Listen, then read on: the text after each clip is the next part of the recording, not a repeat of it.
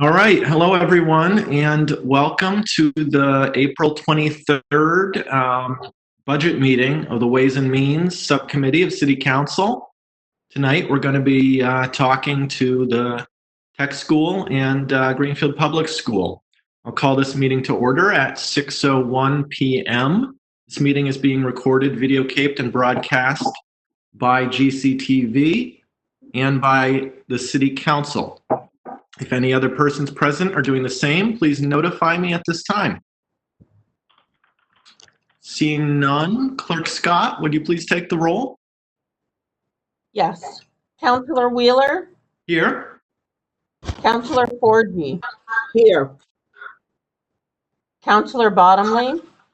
Here. Councillor Disorder? Here. Councillor Elmer? Here. Vice President Wheeler, you have a quorum. Thank you very much. Just a couple things about the WebEx video conference software. It's great that most of you, or at least half of you, are on video. I hope that we can keep you there. I certainly appreciate seeing your faces, especially subcommittee members. But if we have any bandwidth issues, I'll let you know. We can always go to audio only if we have to. So we have some big budgets to talk about this evening.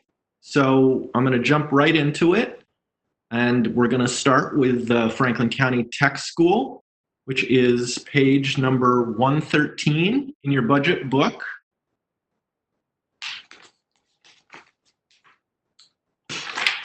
I want to welcome Superintendent Rick Martin and Business Manager Russ Calbris of the Tech School. Hello, gentlemen. Hi, hello, good evening. Good evening. Can you hear me? We can. Would you like to give us a brief introduction of your budget and where things are at in general this year? Sure. But before we do that, is there any ability with WebEx for us to access a PowerPoint or not? Yes, there is. There is a share screen, or I think they call it share content option in the, if you're logged into WebEx on your computer, it's a menu, the share menu, and we're happy to take a couple moments to let you figure that out. Share menu is where? I have the screen in front of me. Is it on the bottom or the top left? Should be on the top, next to the file menu. For me, anyway, it's the third menu over. Okay. So share. Okay.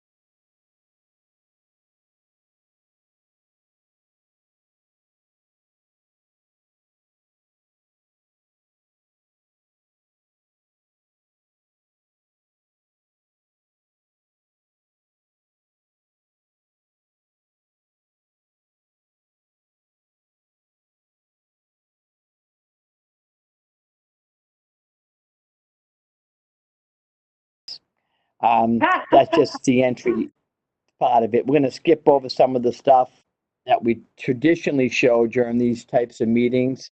I just wanted to point out to you, and I think it's important from a financial perspective for the towns to know this, that we started out a veterinary animal science program this fall with the help of a $275,000 competitive grant, which we know that there are students that frequently from year to year would go to Smith Vocational School.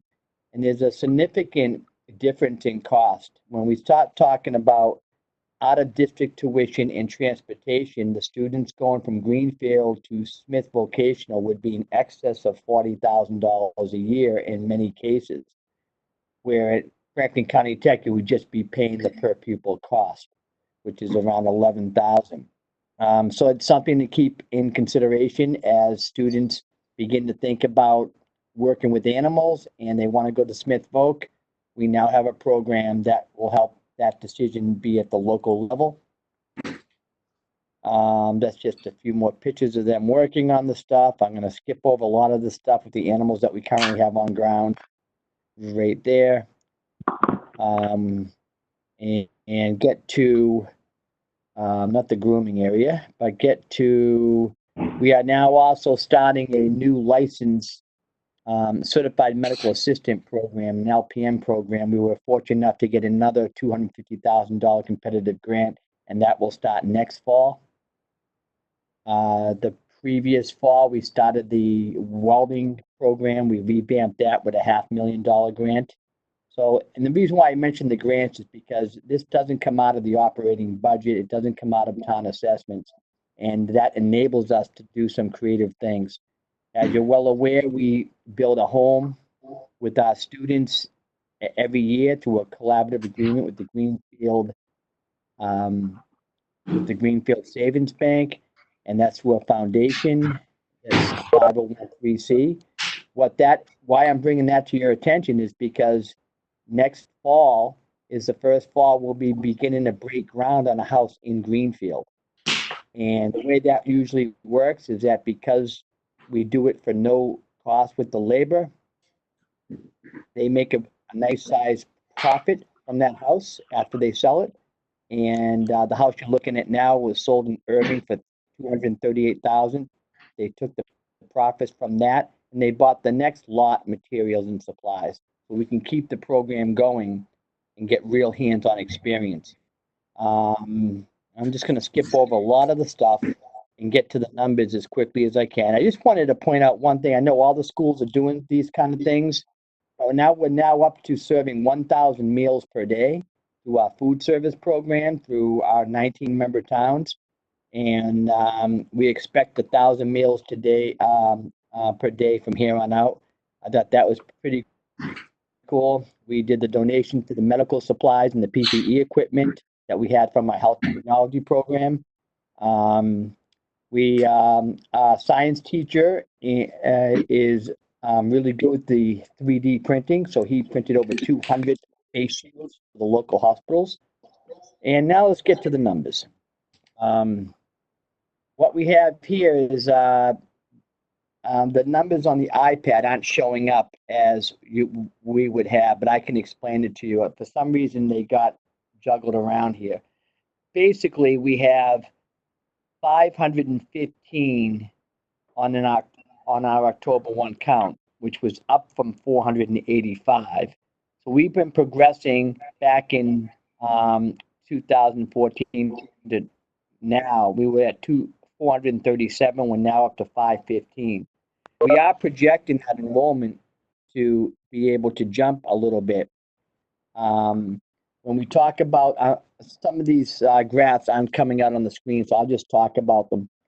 The enrollment jump is expected to go up significantly next year because we're going to graduate 115 students, and we are anticipating bringing in about 150. So you can imagine that's going to bump the numbers up a little bit. The following year, we're going to graduate 104, and if we maintain 140 or 150 students coming in, that would be another big jump. So pretty soon, between grades 9 through 12, we'll be between 575 and 600 students in a very short amount of time. I think a lot of that has to do with a really big increase in our female population due to some of the offerings that we now have that we previously did not have. From as far as the Greenfield enrollment trends are concerned, you're not going to see it on this screen because these numbers are all juggled upside down, and I apologize for that, but I'm trying to make the best out of a technology situation here. Is that we had 96 students a few years ago in October 1 of 2018 from Greenfield. This past October 1, 2019, we're up to 100 students, so only a gain of 4. We have 22 that will be graduating. Here's what I always like to do with these meetings is for the town to have an opportunity to prepare a year in advance for what we project is coming down the road. And what we do project coming down the road right now is approximately, I'm just going to rearrange my camera here. We do predict that we're going to have approximately an additional increase from 100 to 114 for next fall. And that's based on 22 that will be graduating. And approximately right now, we're looking at 36 coming in from Greenfield. But it's interesting to note where those numbers are coming from. And I want to point, this data did come in, so I'm going to show it to you. The Greenfield students that are coming in currently, we have 100 Greenfield students, as you can see at the bottom of the screen. 59 are actually from that attended the Greenfield Middle School. All the other ones that we received currently in our building are from either Frontier, Pioneer, Gale Montague, Mohawk, Four Rivers, the Virtual Academy, Brattleboro Union, or the White Brook Middle School, which then gets our total up to 100. So it looks like a larger number, but when we look at the breakdown of that number, they're pretty much, a lot of these students weren't in the middle school in Greenfield. As far as our current applications are concerned, we get a similar pattern here. We currently have 25 from the Greenfield Academy. And the rest of them, out of our 43 total applicants so far, are coming from other schools, whether there's Mohawk, Pioneer, Frontier, Four Rivers, or homeschooled. The Greenfield minimum contributions have gone up based on 4 more students. And even though the per pupil cost, as you notice, have gone down from $11,788 the previous year to currently $11,431. And that's gone down across all of our school districts. So the minimum contribution has gone up based on the increase in the enrollment.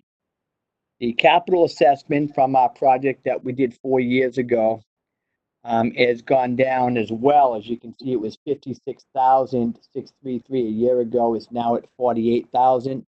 And that's going to fluctuate over the life of the equalized valuation. And we don't anticipate it going higher than the $56,000 from now to the life of the bond. We will probably say we're pretty close between those two numbers from here on out. And I'm going to turn this over to Russ at this point when we start talking about the uses of funding and the sources of funding. Okay, thank you, manager. Rick. Hopefully you all can hear me, and I know Rick's screen will probably go away when I start talking, so I'll just talk some rough numbers, the ones that you're most interested in. So Rick talked a little bit about growth and enrollment, and Franklin County Tech is definitely in a growth mode. Our in-district enrollment that the current year budget was based on was 463 total students coming into Franklin County Tech. The enrollment that the budget that you're seeing presented to you tonight, 485 students. So that's a 0.7% increase in enrollment for Franklin Tech. How does that translate to Greenfield's enrollment and Greenfield's assessment? October 1 count, last year, which includes this year's budget, you went from an enrollment of 96 students up to an enrollment of 100. So you had 4 student increase. So your 4% or 4.1% increase in enrollment almost mirrors exactly what happened to Franklin County Tech as a total district. We grew by 4.7%. Your enrollment grew by 4%. So translating that into our formula per our district agreement and the state's wacky formula for minimum contributions, we end up having a greenfield assessment for fiscal 21 of $1,143,142. So $1,143,142. That's roughly up probably about 12 grand, 11 grand from last year. So your enrollment increased by 4.1%, but your assessment to Franklin County Tech only increased by a little over 1%. Now, all the numbers we're sharing with you tonight was a budget built, obviously, before the pandemic occurred. So we're pitching this budget because this is what our school committee has voted on. We know that situations are going to change. We know that we all may be in a 1/12 budget mode for next year. So Rick and I are fully planning for that. What will that mean for Franklin County Tech is our budget overall grew by about $800,000 from this current FY20 to the FY21 budget that we had voted. The $800,000 growth was mostly in Chapter 70 monies because Franklin County Tech, similar to Greenfield, was one of the few schools in the county that actually got more Chapter 70 aid than we have in years past. Whether that will hold up or not, who knows? We'll hold on to our seats and see what happens. But our budget was based on the governor's release of his budget. We all know that that's pretty much fiction at this point. So that's what we've got in this FY21 budget. We do have some growth in personnel and positions that we also know that may not come to fruition. But again, that was part of our budget growing, is our student enrollment is growing. Rick showed you a screen where the per pupil cost had dropped from last year to this year. That's because we didn't add staff. We just increased classroom and shop sizes. But we're quickly getting to a point where when we start to admit more students, we're going to need more teacher, more instructional support. So staff may grow accordingly. So we're working on a budget overall for Franklin Tech. That's a $12.5 million budget, just shy of $12.6 million. Fully aware that we might have to fit that into a shoe that's $11,700,000 in size. So we're scrambling as best we can. We're not panicking by any stretch. We were positioned for this growth. We have some monies in reserves that we're hoping to help us through this growth. And we're hoping likewise that the towns, our 19-member towns, will support us in this growth. And with that, I'll hand it back to you, Rick. Do you want to conclude on anything else? No, we can just open it up for any questions that anybody might have.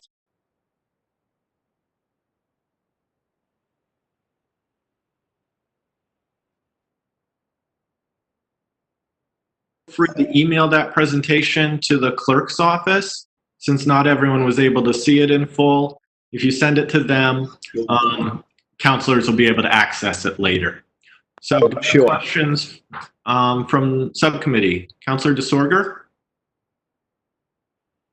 Thank you. Thank you very much for that presentation.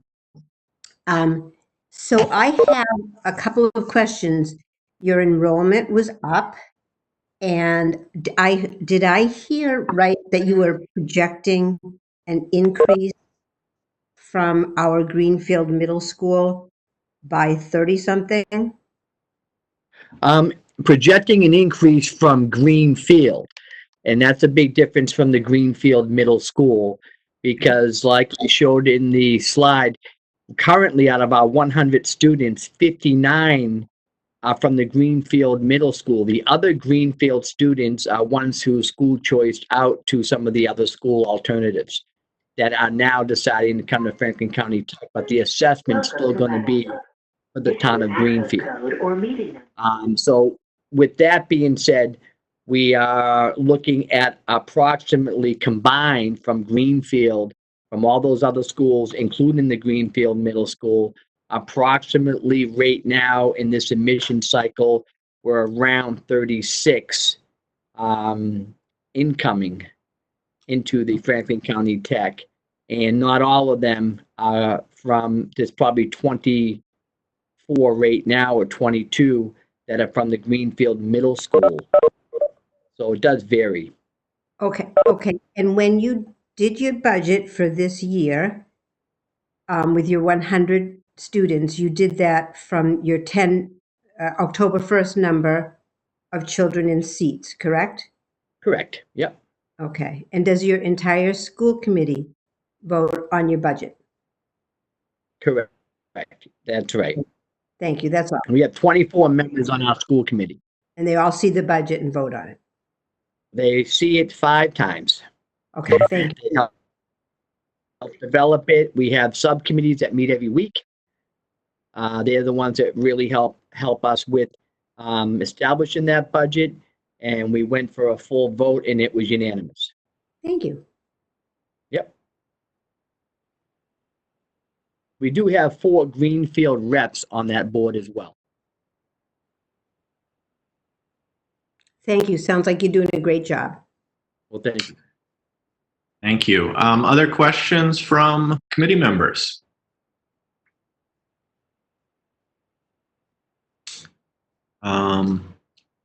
Seeing none, that was a great presentation. We appreciate it. I like where the tech school is at. I'm excited about the house building program and the LPN and VETS programs. Counselors, if any of you are on this call or watching at home, look for a link to that presentation. And one last call for questions. Seeing none, I think that's all, gentlemen. Thank you very much Thank for you your very time. much for having us. Thank you very much. Thank you. Thank you. Yep. So now we move on to the big one, Greenfield Public Schools. That is page 106 in your budget book.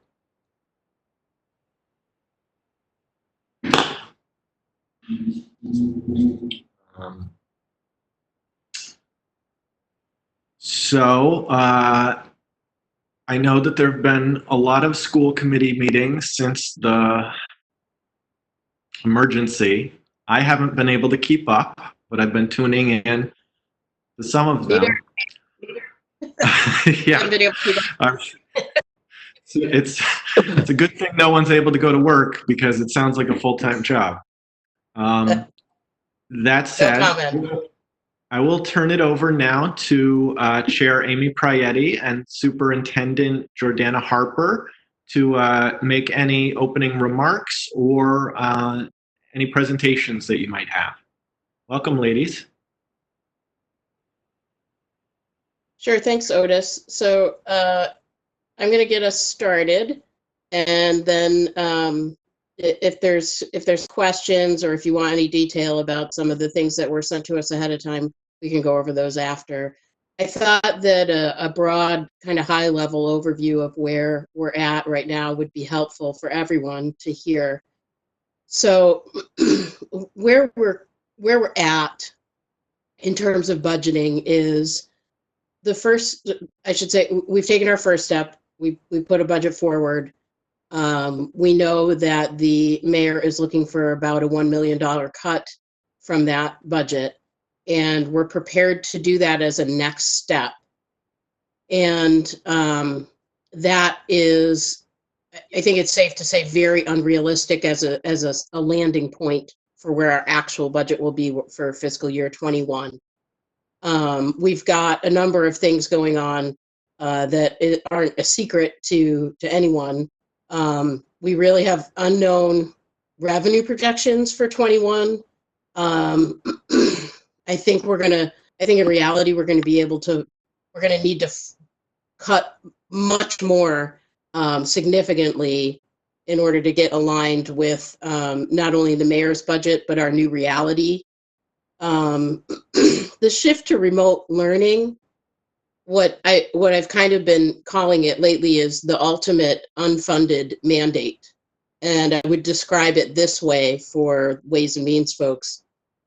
Kind of the problem we were dealt is without any new revenue, without any new technology or new staff, and in less than 2 weeks' time, and without any of the equity supports for students that we've worked for decades to affirm and to put into place, take your entire product being K through 12 education, pre-K through 12 education, put it on an entirely new platform, and have teachers work with parents together to educate kids from home remotely. It's that, when you put it that way, which is exactly what we're up against, is a nearly impossible situation for every school department and every municipality, public school department and every municipality in the state, likely in the United States. We have unprecedented delays in terms of revenue. We have unprecedented delays in terms of the state budget process. And I've been saying, I don't think any of us individually can really grasp yet what the overall cost will be. I think it's going to be a lot more than we can even at this point really recognize. And, you know, I would say that, well, what we've put forward before asking to be cut $1 million, to cut $1 million by the mayor, was already a pretty bare bones budget. We, of course, will make those cuts. And beyond that, the cuts will be very visible and very drastic, and we need to be prepared for that. Two things people should be aware of is that the state has said everything is on the table. You should not assume that Chapter 70 money is going to be the same. You shouldn't assume that Student Opportunity Act money will even be forthcoming. And then, you know, I guess let's end let's end a little bit with the good news, which is we're totally willing to work collaboratively with the city. We have one of the questions that was forwarded to us ahead of time.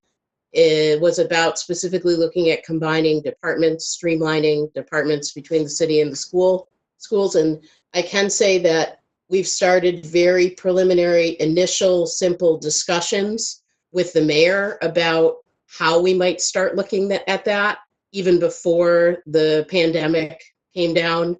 So we have already been aware that, you know, if we need to cut further, those are things we would have to look at, is actually combining those resources, potentially combining those departments. But that is, we've had simply preliminary discussions, and certainly we're not opposed to that. And I would stop there and have the superintendent add whatever she might want to add. Thank you.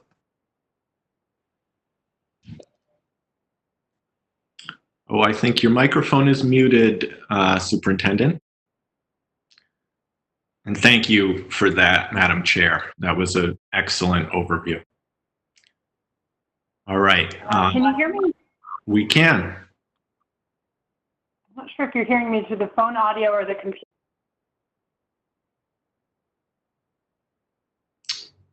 Oh, I've lost you now.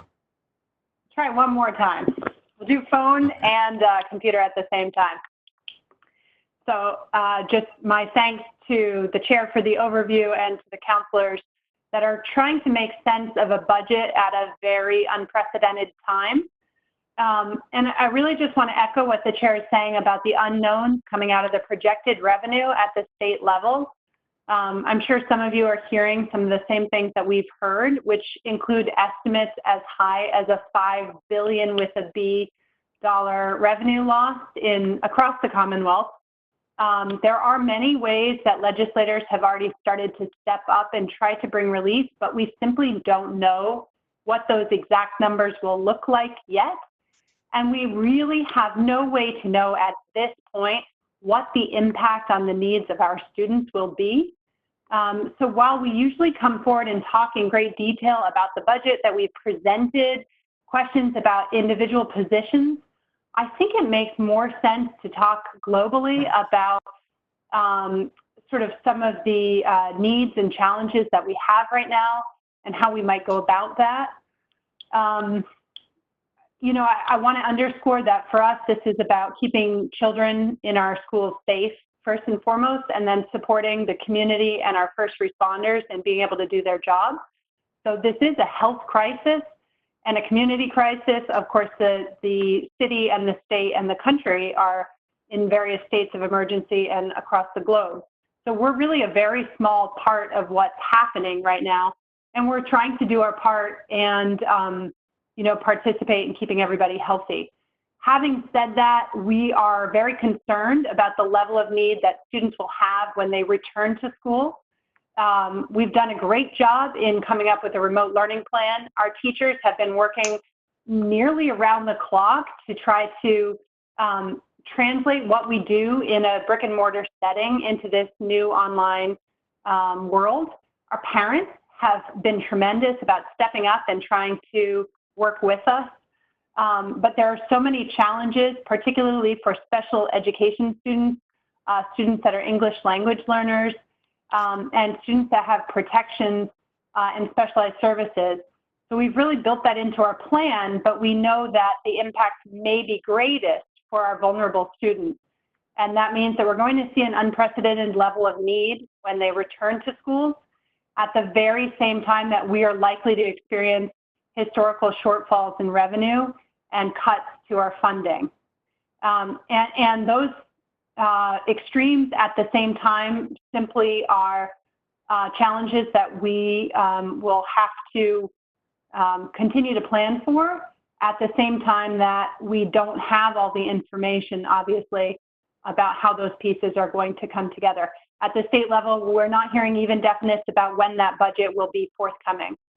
So at the Budget and Finance Committee level, we have committed to working with the mayor's budget and balancing and being, you know, good stewards of the local community resources. But as the chair said earlier, we're quite aware that it's likely to look more significant than that.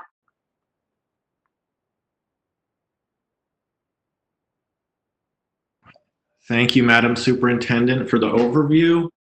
Really appreciate it. I don't envy the work that you and all the educators are doing now, but kudos to you for doing it. Thank you. So I sent out an email to subcommittee members this morning suggesting that we might focus more on the budget as a whole, which the superintendent just said herself, because the line items that we see in the budget book likely do not reflect the reality going forward. So that said, I'll take questions from committee members at this time. I know there are many. It's just sort of a matter of where to begin.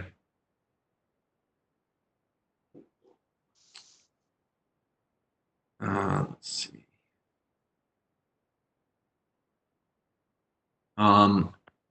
I will point out, I'll call on Councilor Bottom this time. I was just wondering if you could give us an overview of new positions that you might be looking to hire this year. Given I'm relatively new here and trying to understand the budget that you presented and the mayor's cuts. I'm just curious where we are in formulating what new positions you might be adding, or if you could give an overview. So the school committee's budget as voted does contain some new positions. However, the cuts represented by balancing to the mayor's budget likely significantly reduces those. Due to the emergency status that we've been in for this past period of time, the specifics of some of that and due to the fluctuations, we don't have at this time the exact cuts to the mayor's budget yet solidified. But the Budget and Finance Subcommittee is working on our proposals for that as we continue to move forward. So we'll continue to bring that to the council.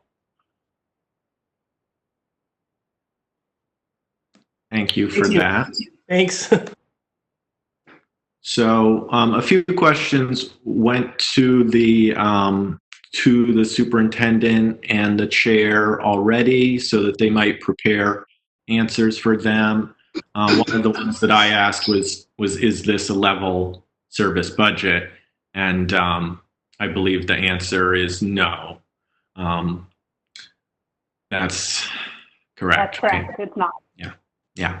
No, it is And not. Councilor Wheeler, these were sent to you by email shortly before the meeting, so we can circulate them to the rest of the committee as well. But we appreciate those of you that sent in questions, and we have replied in writing as well. Yes. Councilor Wheeler, Scott. the responses were emailed out and loaded to the Google Share Drive. Excellent. Thank you.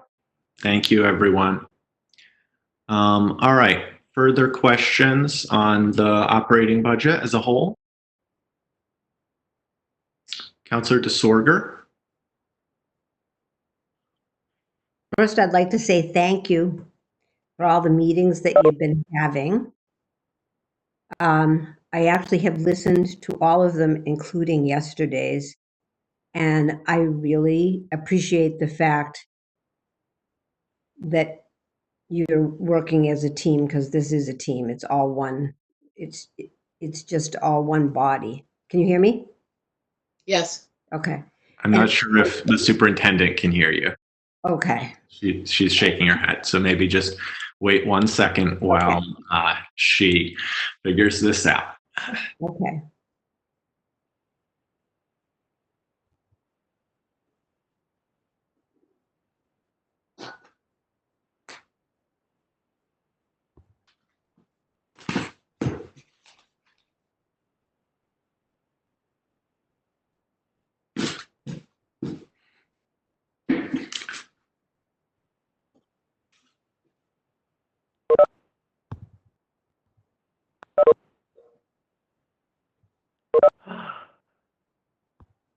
Now I can hear you. Okay. All right. Continue, please. I'm so sorry. I could see that you were speaking, if that's helpful. I'm going to say this again because I am I'm very so sorry. grateful. I know you've had an enormous amount of meetings, and I listened to them all, and I wanted to say thank you. You started right out of the gate trying to prepare the students for being educated while they're not in school. And yesterday, listening, you're even realizing where we are as a town, and deciding to make changes to your budget that I'm sure that are difficult to make. So I just wanted to start by saying that I mean that I'm very grateful.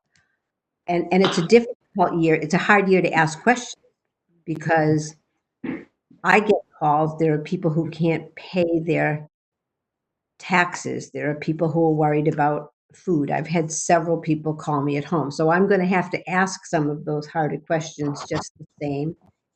And so I'm going to start in no particular order, I guess. I was one of, I guess maybe this is already on the drive that I'm not aware of, because I'm thinking about our general fund for what the town uses to pay for things.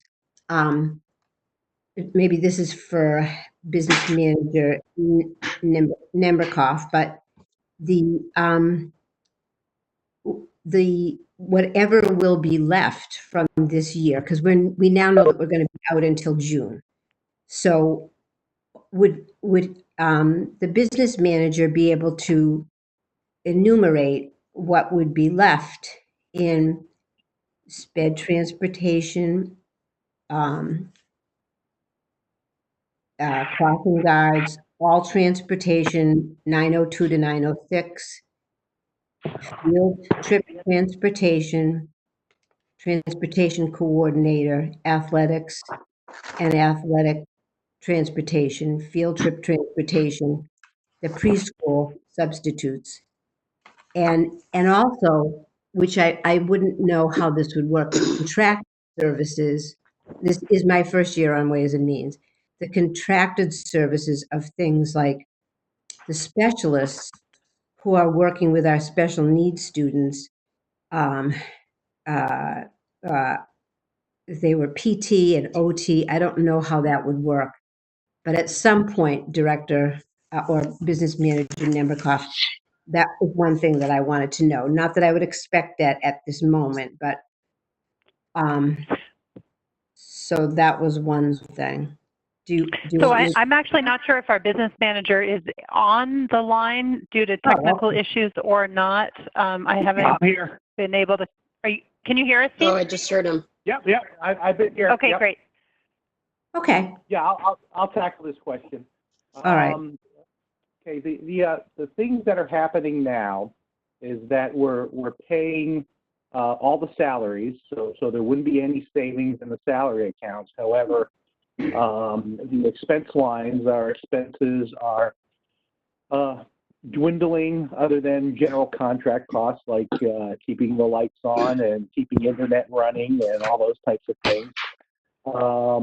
So there will be likely a savings in that area, albeit, almost 80 some odd % of our budget are salaries, and almost over 90% are those types of fixed costs that we're talking to. There's not a lot of discretionary money in there, but what you had mentioned, like field trips, definitely, because kids aren't going on field trips. Athletic transportation, definitely. There'll be a savings in those kind of variable cost items going forward. So one thing that we are running into, and if you listen to the budget subcommittee last time, there's a lot of discussion on whether or not we need to pay for various placements, special ed placements where they sent the students home. And should we be paying the full amount for those special ed placements where they sent the students home? Should we be paying the rest of our contractual services with the transportation company? There is a statute that says we are not allowed to pay for things in services that are not rendered. So Liz Gilman would be well within her right to say, hey, you can't pay that. However, we're being urged by the DESE to pay those bills in order to keep these businesses in business so they can provide services for when the students get back. So we're kind of wrestling with that right now. But you're absolutely right that those variable costs where services have been suspended, they will represent some money coming back to us. Okay. Counselor DeSorger, can I just add two things? You mentioned in specific OT and PT, and we're actually really making a concerted effort to provide services wherever possible. So, for example, we've set up specialized technology virtually so that those kinds of services can be provided when the family consents to it through a sort of special interim special education plan. So those staff are still working, and as a result, there's less savings there than you might think, because the outreach to families is continuing, and a number of services, although modified, is continuing, and trying to really minimize the loss for those students that rely on these kind of therapeutic services from their school setting. And you spoke at the beginning about constituents contacting you that are concerned about food and about economic security. And, those same families are enrolled in our schools, and we do, we agree, we see those same concerns. The schools have served over 25,000 meals since closure, and that has been a very important source of nutrition for young people. Anyone ages 0 to 18 can come and enjoy those meals at the sites, including over the weekend. And just today, we released information to families about the new provision for pandemic EBT. And in our district, over 70% of our students are actually eligible for this additional support to families directly. This is at our community eligibility provision schools where they get free meals. They're in addition getting this additional relief by way of an EBT card for the family. And it's 1,300 of our 1,800 students are actually qualifying due to the level of need or their status as qualifying for free and reduced lunch. So we do agree with you. The food scarcity issues are huge, and we're really doing our part to try to support families at the same time. And I know on day one you were out there with the food for everyone, and I can't thank you enough. We have to ask these questions, so they're good questions. Please do. Can we pay salaries if services are not being rendered? No. Do you want to start, Steve, or do you want me to? I'm sorry, there's a question. Are we paying salaries if services aren't being rendered? Oh. Can you pay salaries if services are not being rendered? Technically, no. But however, everyone has a job or some sort of activity that they're doing during this shutdown. Teachers obviously are working probably harder than ever in order to provide the remote learning pieces. You know, we have paraprofessionals who are doing things, transportation folks doing things, all of us in the main office doing things. So we are paying for services, albeit those services are drastically different. The services have changed, and the scope of those services have changed. So, but no, if someone's not doing anything, then we should not be paying them. Okay. All right. Now, and chairperson Proietti, I got what you said from the beginning. Also about this is totally uncharted territory, and you've had to make a plan. And I can't imagine how hard the teachers must have had to work. And I actually read your 50-page report, Superintendent Harper. I did, word for word, because I'm like that. But you get an A. You'll be sad by the time I'm finished that I get an A. Okay, so I have one. And I know you're going to have to be redoing your whole budget because I listened to you yesterday. I am the kind of person, I went through line by line, pulling up the budget from the last year.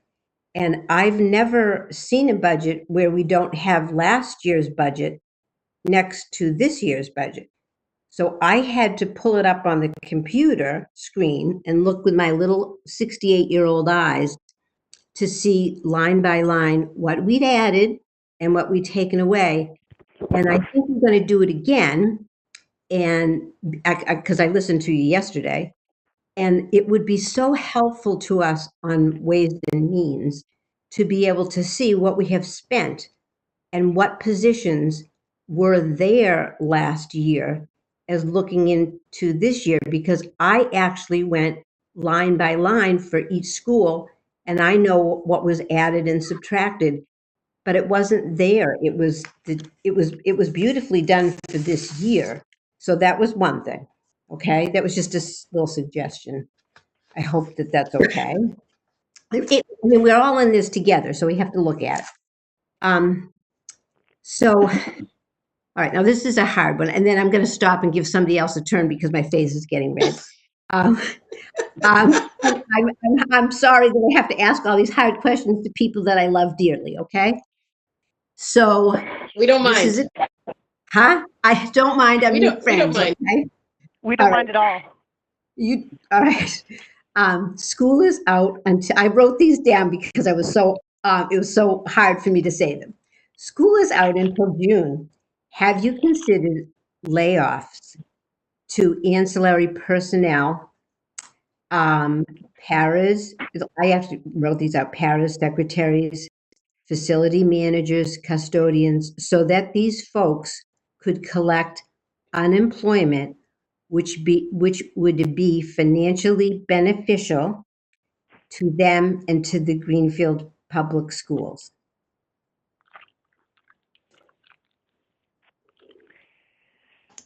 So- I'll take a stab at that first. Sure. The committee has taken, did you want to go, Chair Prayati? Feel free. I'll fill in if we need to.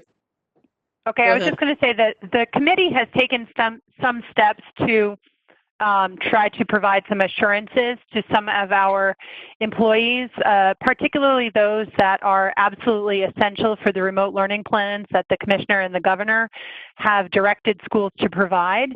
And in order to prevent unemployment costs from increasing, which do obviously have a budgetary impact elsewhere in the city budget as well. And so those have been steps that the committee has taken so far. In light of the new announcement from the governor about school closures and the extended timeline, this is something that the Budget and Finance Subcommittee began discussing again already. And there may need to be additional employee reductions in the current fiscal year, knowing what we are beginning to see as revenue changes and as we head into the rest of this school year. And I say that cautiously because the schools are a source of economic stability for our area. And as one of the larger employers, we are not eligible for small business loans. At the same time, we get a lot of urging from the Department of Education to keep employees working and on the payroll and to provide the stability of educational services to students. We also know that the cost of reducing those services now is much greater when we try to provide catch-up later on. So we have to carefully balance. Clearly, if someone is, as Steve said, not working in this remote environment, there's simply no reason to keep them on the payroll. I couldn't agree more with that. That is quite clear. At the same time, there is a tremendous amount of work associated with the remote.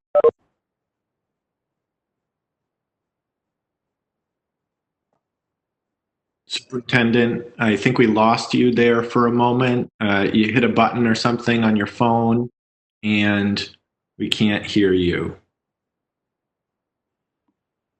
Oh, yeah, I can't hear you. No. It seemed like maybe a mute button was hit or something. I No. can't. Phone. I'll let you take over, Chair Prayati, while the superintendent figures things out. I think she kind of answered the question. We also have to remember that, our folks are unionized, and it's not as simple as just saying, no, we're gonna lay people off. We did, before the decision was made to not return to the physical buildings, the physical schools before the end of the year. We'd already decided to maintain the payroll and maintain people working, and people are working in all capacities. And we'll honor what we've already voted on. I would just kind of leave it there unless Councilor DeSorger or someone else wants to process more on that. Hey, Amy, could I jump in? Please. It's Steve. Yeah.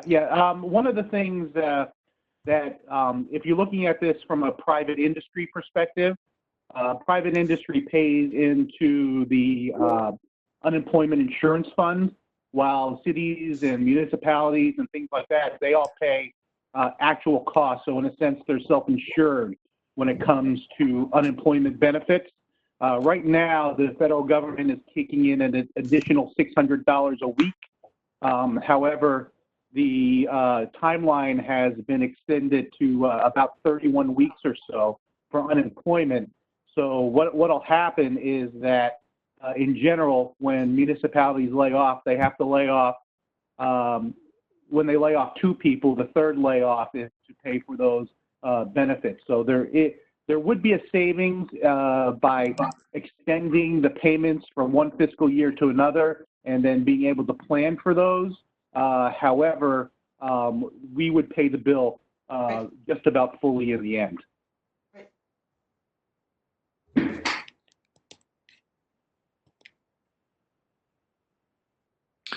Thank you for that. I got something going on with my webcam, but I think we have a question from Councillor Forgy.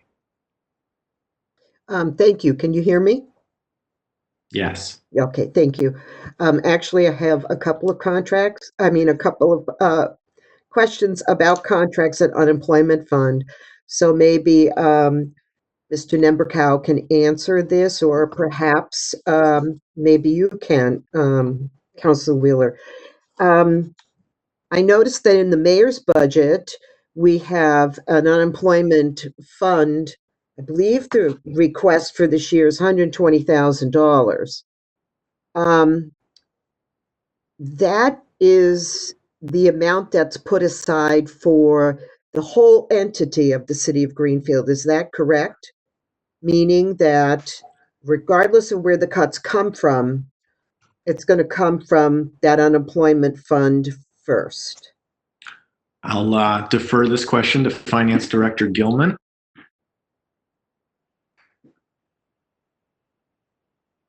Thank you, Councilor Wheeler. So yes, that covers both sides of every department. It's one of those central fixed costs that I had talked about prior in discussion. However, when you have these types of situations, it's a more complicated, more complex situation, because generally you also have savings on health insurance benefits. So it all depends on the level of health insurance benefits versus unemployment, which will run usually 6 months at half of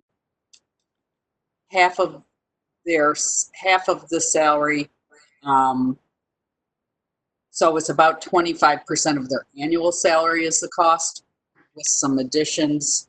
And I'm saying annual salary, so I just want to make sure it's half of your pay for half a year. And then secondly, there's also the additional savings of health insurance costs that would discontinue. So usually between the two, you can cover one or the other. Are we obliged by law for people that are laid off to provide them a COBRA option? Oh, yes. Oh, yes. Okay. And is that also, I would also say that on the education side, because they're 10-month positions, their benefits actually run through August 31. So those benefits would continue through August. So for current year, if that's what you're talking about. In the future, yes, they would have COBRA options. I have another question for, it would be for, I'm sorry, Superintendent Harper and Chair Perletti, if I may. You mentioned unionized contracts. It's an extremely important point when we're dealing with budgetary pieces. I know that in many contracts, there is a clause that says that if they're going to be layoffs, they have to be notified so far in advance of layoffs. And in years past, there has been notification that has gone out, but it has turned out not to be needed. Will you still be following that procedure this year going into fiscal year 21? Yeah, I can take that. That's a great question. The short answer is yes. We do have to work with the collective bargaining agreements and procedural notice to employees. And unfortunately, right now, there's a tremendous amount of uncertainty. So, sometimes we do have to go to reduction in force, even if the funds become available later on in the budget cycle, and we simply don't have the assurance earlier. We have an obligation to inform people if we can't assure them of the position for the following year. And then this year, the predictions look very bleak. And so I do expect that we may have to avail ourselves of that process.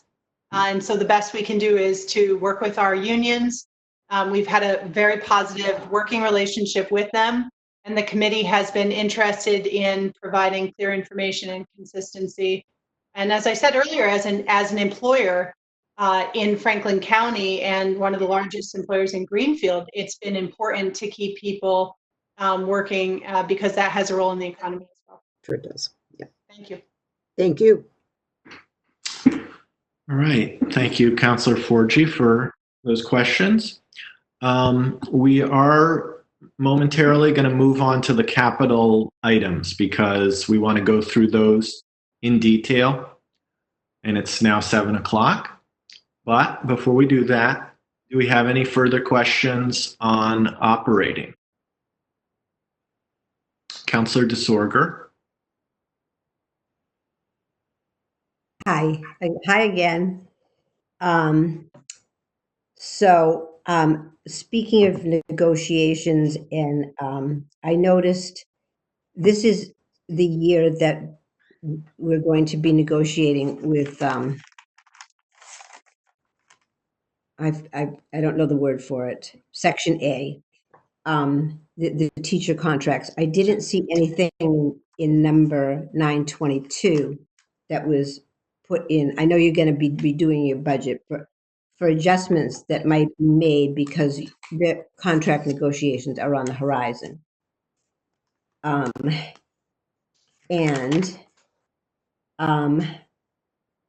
Director or business manager Nembercraft, would you be able to let us know any positions listed in the fiscal year that we are currently in, where an employee was not drawing a salary for that position? Would you be able to do that for us? Sure. There's two. I think there's two things you're going to want to know: unfilled positions, basically, as well as another central piece of that is retirement. Okay. And also, I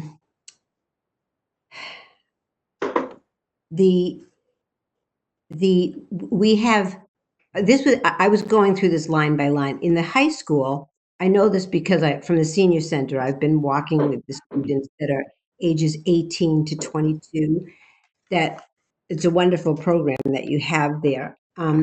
As we're reading this budget, could you delineate when you do it the next time so that we're able to see with those, what part of the budget those are in?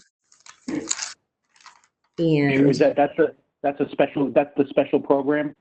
Yeah, well, I believe it's in the I kept looking for it because I know I've walked with the kids. We had a program with the senior center where we were linked with them, with seniors working with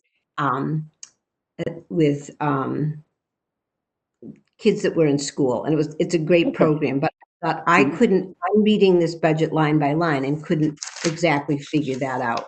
Okay. Yeah, I can break that out. And also just so we can look at it this year to last year. And lastly, it looked to me, and this I got from Desi, that we had about 96 students that choiced out for special education. And so, but our figure was 515, 1,078. If it was 5,000 times each one of those students, it would have been 480,000. So it appears that 35,000 maybe was specialty services that we were providing for those children. Are we billing for all the special education for the children that choice in? Oh, yes. We receive additional funds for choice in students who then receive additional special ed. It's $5,000, and then the increment above is for the special education portion, which we recoup. Right. Because for the ones that we sent out, the 292.5, if you multiplied that times $5,000, it would be $1,462,000, $1,462,500, and yet we were charged $292,500 and something, and so on and so forth. So those other schools were billing a lot for extra services, which those children, I'm sure, needed and were getting. I just wanted to make sure that we were taking every opportunity to bill the students who choiced into us, who might need the services, because we're going to be needing every nickel that we have. I agree.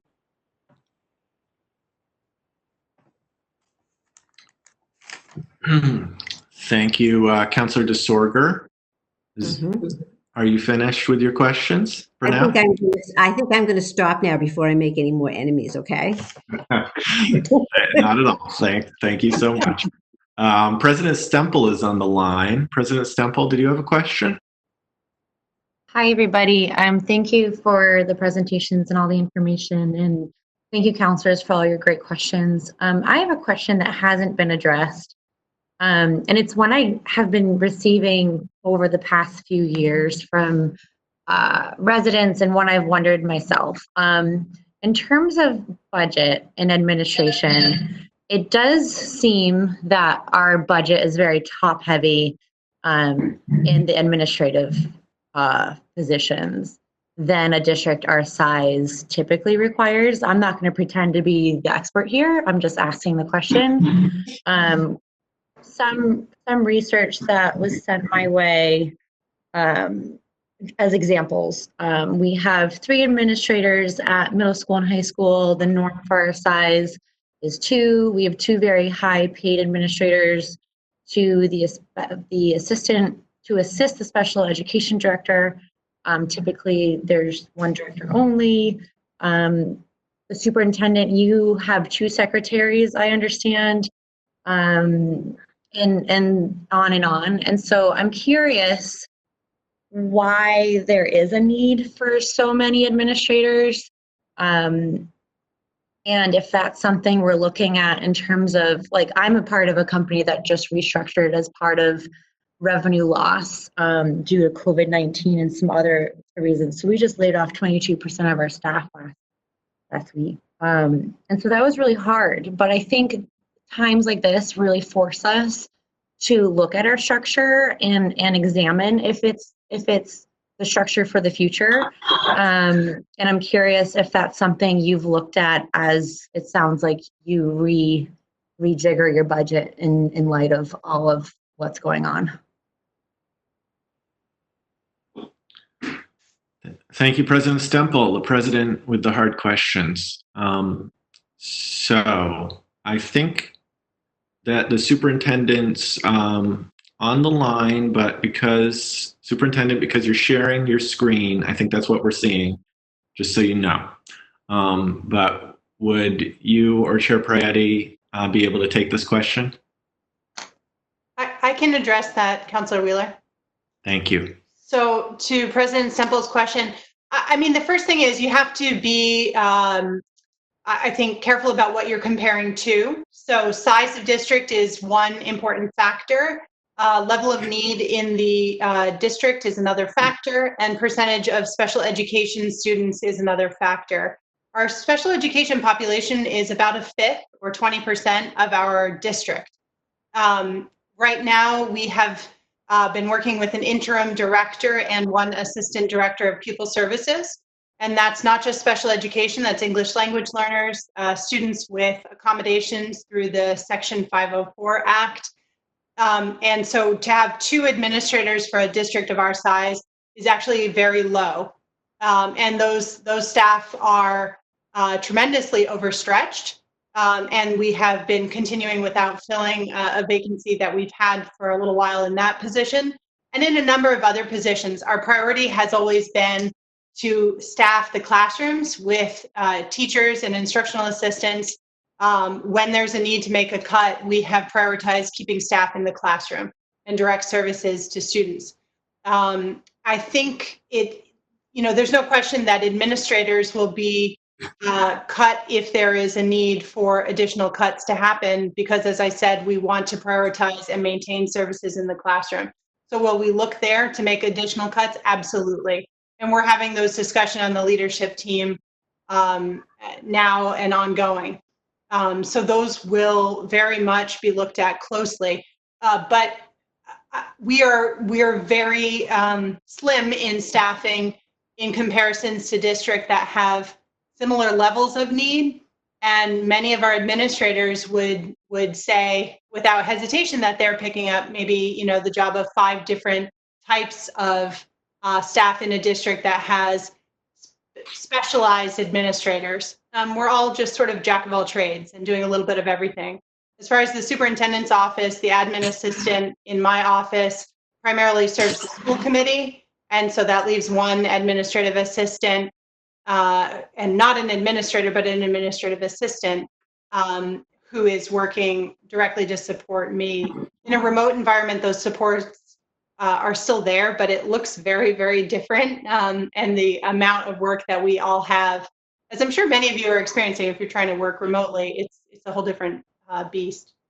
So yes, we'll be looking at all of that, but our administrative staffing remains slim in comparison to the models that I've looked at without the specific references. I can also follow up with more information to the council. Thank you, Superintendent. For that. And I just have like one more question, Counselor Wheeler, and then I will go back into the depths of the meeting. Please go ahead. And this is kind of a follow-up to having the level administrators that we do.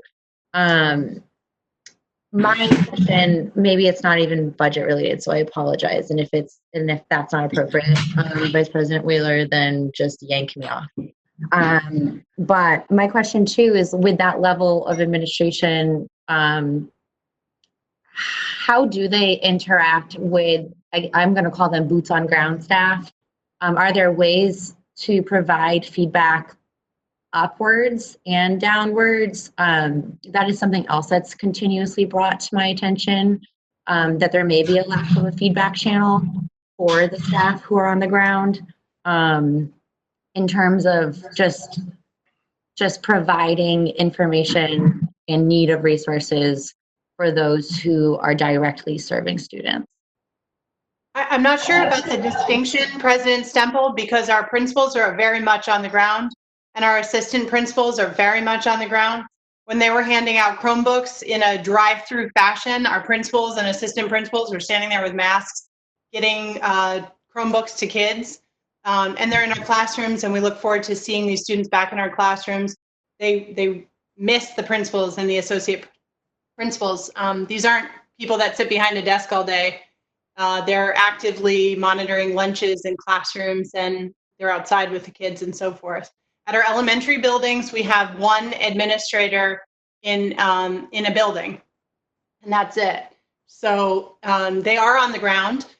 In terms of feedback channel, we have school committee policies about this, and we very much support resolving issues at the level that they occur at. So we really try to work with families and support the needs. But I think that the Greenfield Public Schools in general has very open lines of communication between staff and principals. Our principals are very approachable. At the central office level, you know, I talk directly to teachers quite often, and certainly to families all the time. And I think, you know, right now everybody's on a Google Doc, right? Everything is collaborating virtually. But when you look at the types of, if you were to kind of graph, how does the communication flow? It flows in a multi-directional way. It flows from the paraprofessionals up to the administrators. It flows from, you know, the food service workers and the custodians all around. I think everybody talks to everybody, and we do a good job of being a team and sticking together. If there are any specifics concerns, I'm happy to work with you offline. Sure. Thank you very much. And I'll reach out. Thank you. I appreciate it. Counselor Wheeler.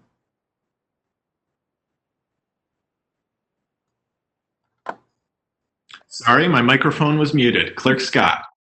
So I would like to just acknowledge that there is a quorum of the council that is viewing the meeting, and I would like to caution non-Ways and Means members from joining in. We do not want to constitute a quorum of the council during this meeting. Very good point. Understanding that, Clerk Scott, I believe we had a question from Councillor Jarvis. Is it your opinion that that question should be emailed to the committee and not taken at this time? It is. Thank you. Thank you. So, for councillors on the line, such as Councillor Jarvis, please email your questions to us, and we will try to have them answered. I also wanted to mention, in relation to the last question, which was not directly budget related, that we do have the Community Relations and Education Subcommittee of the Council, and that it certainly could be taken advantage of when there are issues that councillors would like maybe a little bit more information on, or would just like to speak to school committee members or Superintendent Harper on. I think it's a resource that we could take advantage of. So at this point, it's almost 20 after 7, and we do have a number of capital budgets to get through, capital budget items to get through. So we're going to move to that. Superintendent Harper, I know you had your screen shared before, and great. It looks like you pulled that up. So I think we can go in order of this if we can determine exactly which of these items are still on the table, because not all of them are. But I'm gonna, let's see.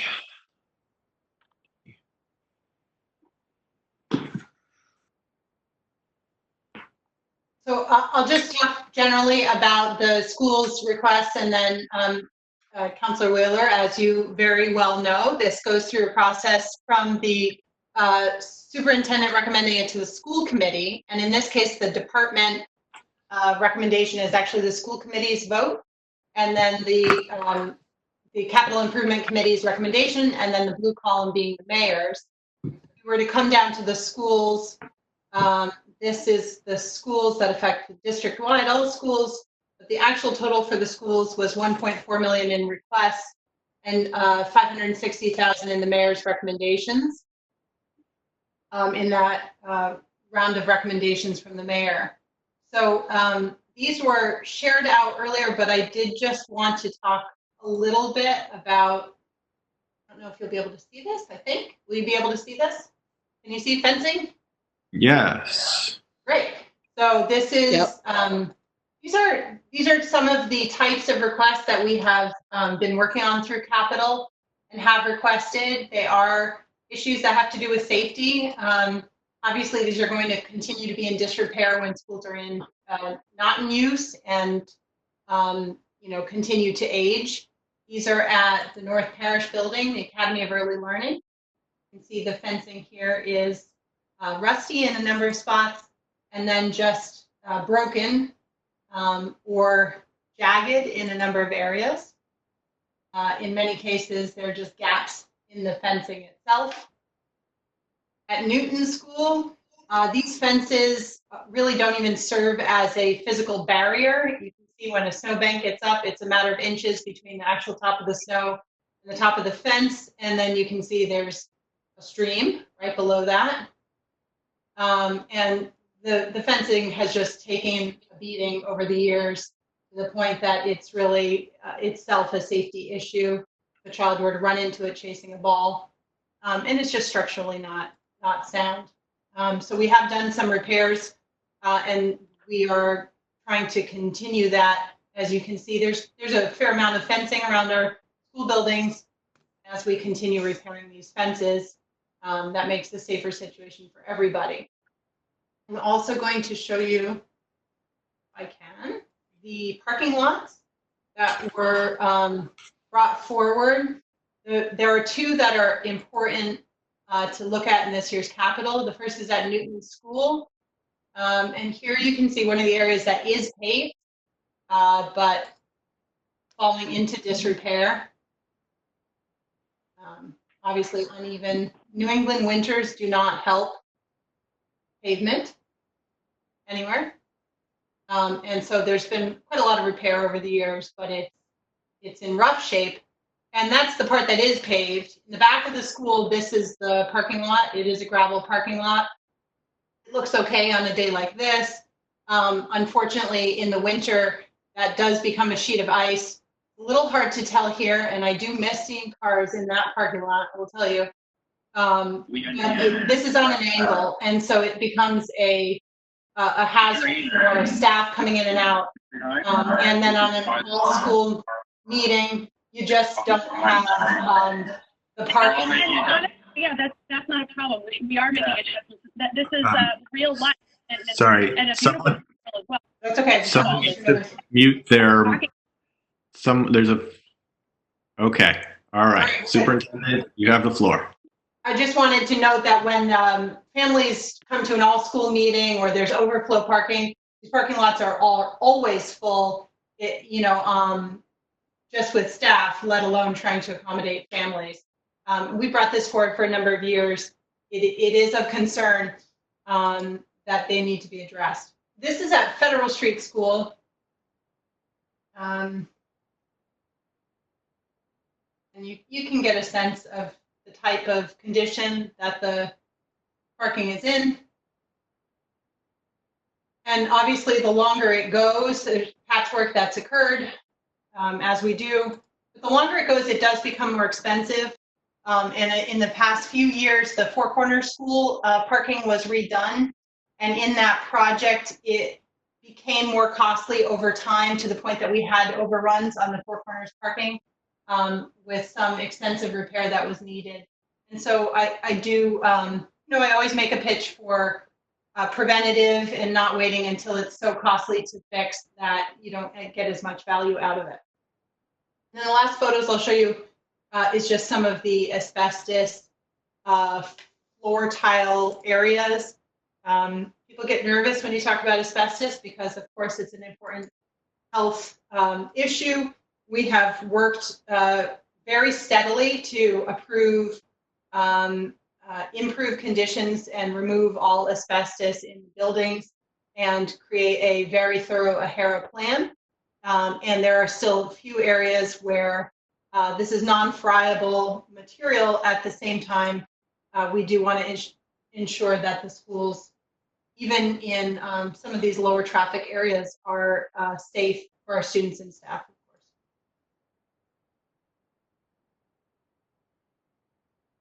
So those are there, and I'm happy to answer any questions.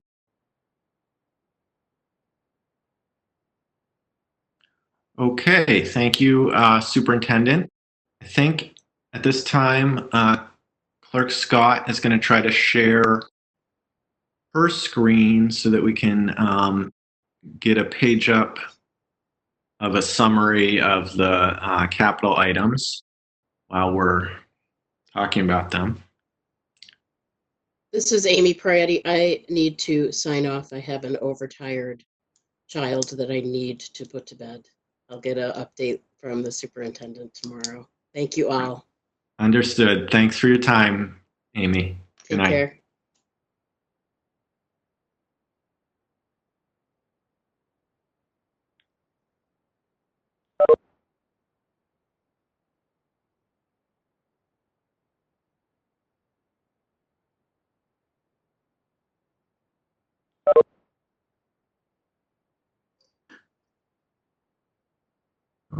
Okay. Let me know if you can see the screen that I'm trying to share. We can see it. Oh, Yes, we wonderful. can. Good. So we'll start here with the paving at Newton and Federal Street Schools, which is also, I believe, in the order wrapped up with the walkway at North Parish. And I'll actually start by asking about the walkway to North Parish, because I know we talked about this in the capital process, but since then I rode by North Parish because it had been a while, and wanted to visualize exactly what you were talking about or where the walkway would be. So, Superintendent, could you just briefly describe that? Sure. I may be able to pull up an image to share with you all. The DPW did some design work on that. That was the quote and estimate that was provided to the Capital Committee. Essentially, a new parking lot at North Parish was added a few years back to provide adequate family parking. And this is in addition to the little drive-through scoop that families drop off at North Parish. But if you were to park in the small parking lot, which has a nice playground next to it, and walk to the school, you have to walk on the road during the winter in particular. And then, of course, cars park along that walkway. So, along that road. So to walk safely, you have to walk sort of farther into the road adjacent to the cars, which becomes unsafe, especially when it's icy in the New England winter. So we did have a number of community members, concerned parents, and so forth reach out and ask that this be re-looked at. It was part of that original project, and then it was not included in that project. And so it was brought back up once again in this year's cycle. Thank you. That makes sense to me, and I certainly see the need for that. So I guess the thing that I would say to lead this discussion off is that many of the school department's capital requests may seem on the smaller side, especially compared to the fire department, for instance, which we heard last week. And consequently, they tend to be pushed off from year to year because we say, well, it's only $70,000 here, $40,000 there. It can wait another year. And in many cases, these things can. But what happens is after a few years, they all pile up. So I would just hope that we consider that. Now, are there questions from committee members on either of these paving projects? And I cannot necessarily see, let me see if I can switch the view so that I can see everyone. I don't think I can. So you may need to use the chat box in order for me to see you if you have your hand up.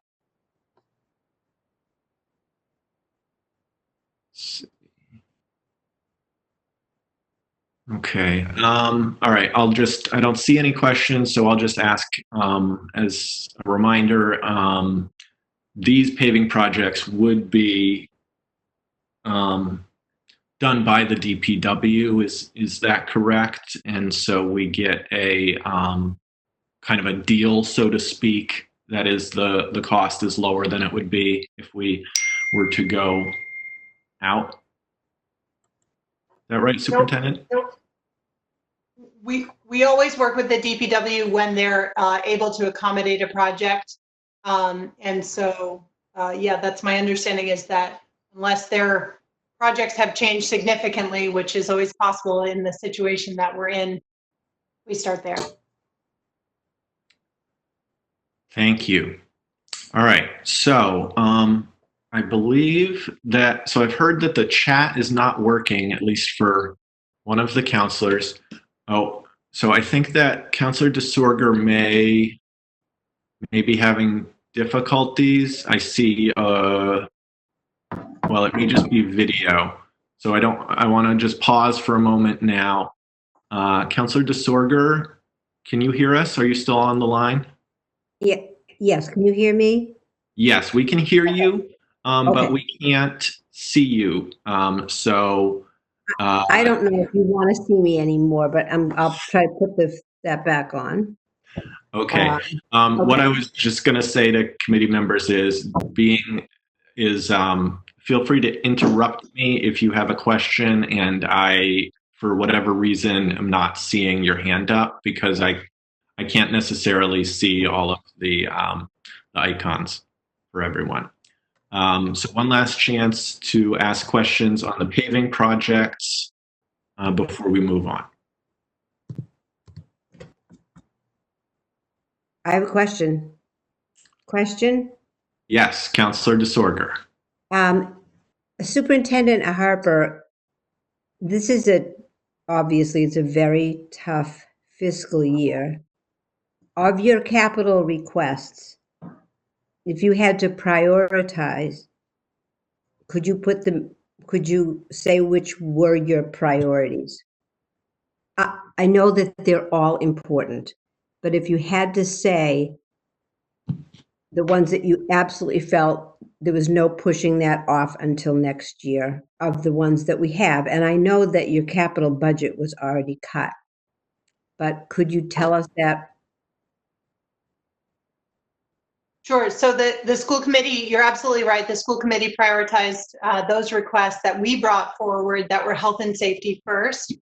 So the committee adds a layer where there's cutting before it goes forward, and then the council reduced that, and then the mayor, of course, is in the position to reduce that further. I spoke with the facilities director just recently, and funnily enough, said, well, when the council asks us which ones are we going to cut, and his concern was that these paving projects, as I shared earlier, do get much more expensive and continue to get more involved rather quickly. So he did speak about the Newton paving project as a real priority from a cost perspective, but also a safety perspective. So that was one that rose to the top for him. But again, all of these do, as you pointed out, have an increased cost and safety effect. I believe our facilities director may also be on the line if folks have specific questions for him, just so you're aware. Are we able to look at any of these? I can see the photos. Councillor DeSorger, is your question that are you asking about whether a site visit can be performed?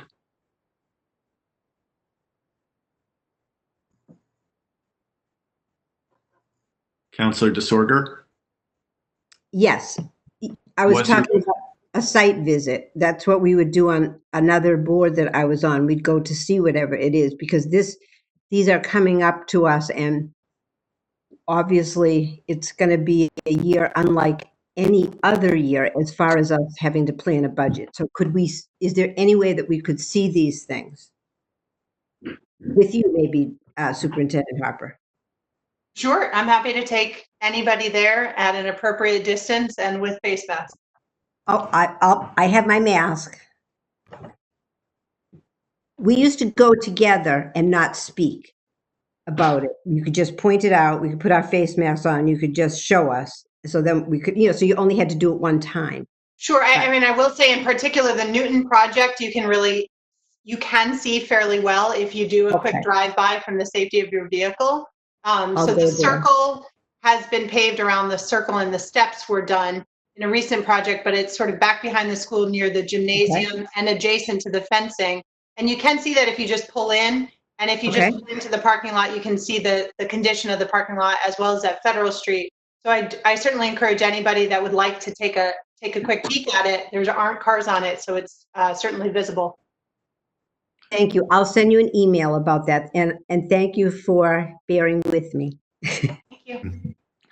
Yeah, thank you, Superintendent. I actually did. I rode around today and looked at the paving and the fencing projects and a couple of others, and I would encourage other counselors to do the same. So unless there's any further questions on paving, we'll move on. The asbestos is recommended to be delayed by a year. The cameras have been funded by a grant. Superintendent, would you mind scrolling down? Thank you. And our accessibility needs have either been completed or are being moved to next year's capital requests. The same goes for the stair tread. And the technology is something that comes to the Capital Committee every year, and every year it's something that we don't have any answers for. And so it's being moved, the capital request is being moved to 2022, but this continues to be an issue without a solution. So we need to, I don't know, we need to keep on it. So moving along, we're going to talk about fencing now at the Newton School, Four Corners, North Parish. I rode around to some of these, and you just saw them in the PowerPoint from the superintendent. So this is a capital request that has been reduced by over half. Do counselors have questions about fencing?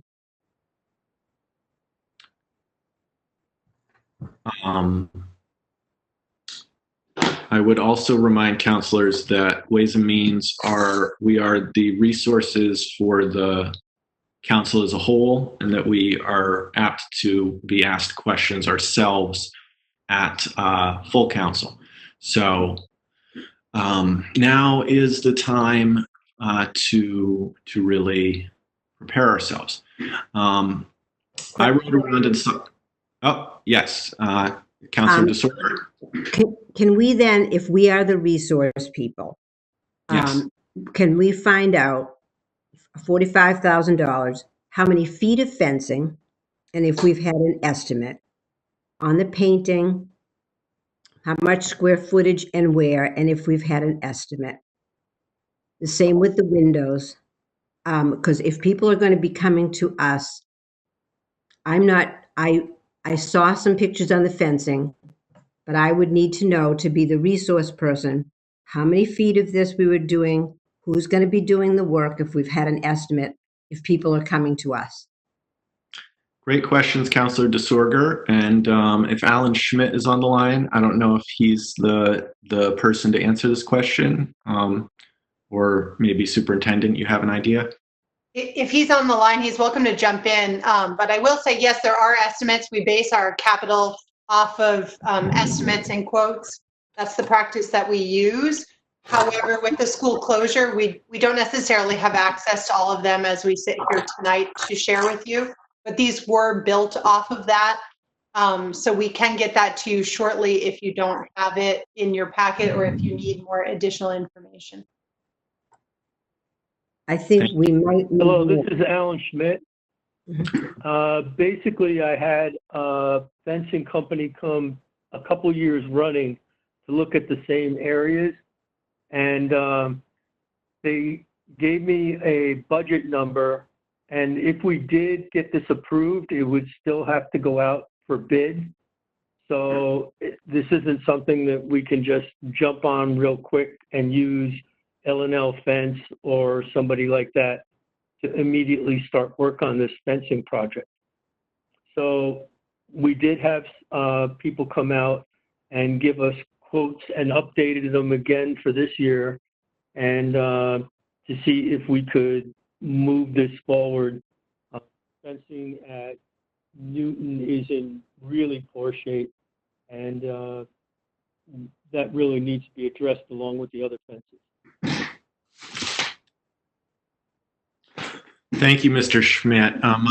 My understanding from what I recollect about the capital committee meetings in November was that it's more cost effective to do a job like this all at once, which is why we would wrap in, say, Four Corners, even though the fencing is in much better shape there than Newton. It sounded to me like if we wanted to replace Newton, that there would be cost savings at the other schools. Is that your understanding, either Mr. Schmidt or Superintendent? Yes, if you were to sit there and get hard numbers and have people go out to bid on the 3 different schools, you could given the budget, fit your cost projections into all three, or if you needed to modify that, drop one of the projects out, like you said, Four Corners, and you could get this done. But like I said, we've gone out and had these people come in. I think this is our third year to update their numbers, and that's where I came up with those numbers. Okay, thanks for that. That definitely is instructive about the bid process. Any other questions on fencing? Okay. So that's it for fencing, and then we're going to move down to painting. Newton Library, North Parish exterior, middle school stairwells. These are projects that are beyond the scope of the summer painting program. I know the mayor prioritizes this project, even though it's a very small one. Painting not only has aesthetic benefits, but it also helps to maintain the buildings. It protects the wood. Any questions from counselors about the painting? And of course, we can see this request was reduced already.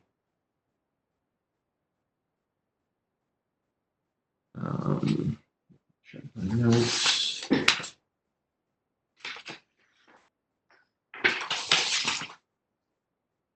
All right.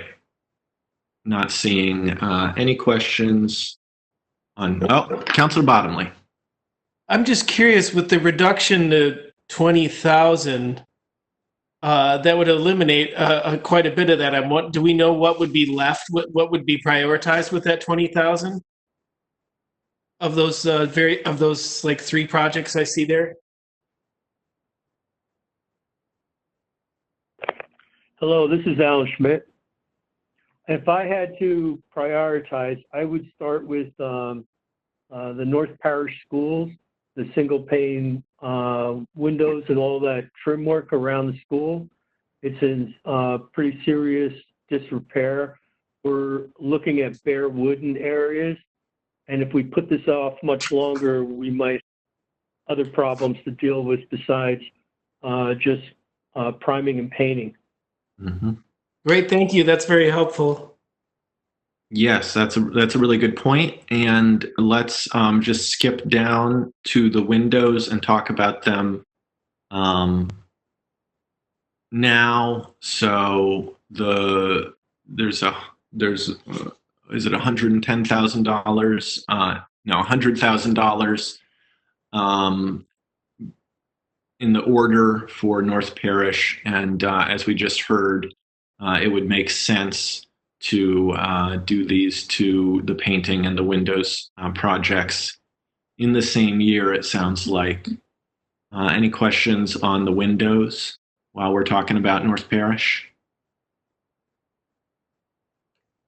So these windows are mostly for energy efficiency? Hello, this is Alan again. Mm-hmm. When they did the renovations in 1990, the one lot of windows are the big architectural windows in the front and the back of the school and where the cafeteria is. And they're all the original single pane windows. The glazing is at its last life, if you want to call it that. And so it's a matter of you either have to totally reglaze and strip all those windows, or you can sit there and put energy efficient windows in and get an architectural firm to sit there and design them like they did for Federal Street School. The Federal Street School windows have all been replaced, but they kept that beautiful architectural features that you see when you drive down Federal Street. Counselor Wheeler, I was able to find the photos of North Parish here. Great. Quite beautiful, as Alan is describing. But they're also in significant disrepair. And you can see this is beginning to affect the integrity of the wood and the structure.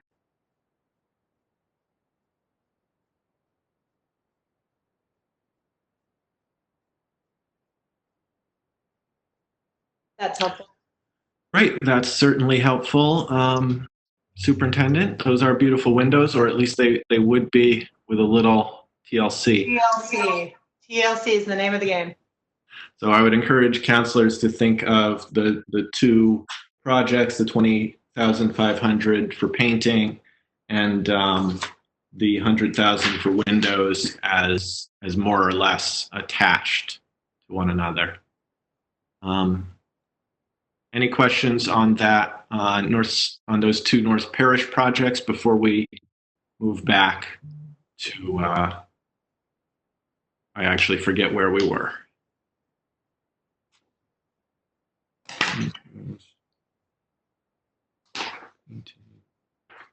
Let's see. Were we on flooring? We can talk about. I believe it was. Actually, Otis. Yep, Councilor Bottomley. Just had a quick question. I just wanted to make sure. So the windows, if they were replaced, would still keep the architectural features that are currently there. Is that correct? Correct. Great, great. Thank you. All right, so we're looking at flooring here. So we have a request for $150,500 to replace carpets and treads at Federal Street, refinish the gym floor at the middle school, as well as replace treads. I know, or I believe that part of this request has come before us before. We haven't gotten to it. Any questions about this project? No, but I'd love to see that.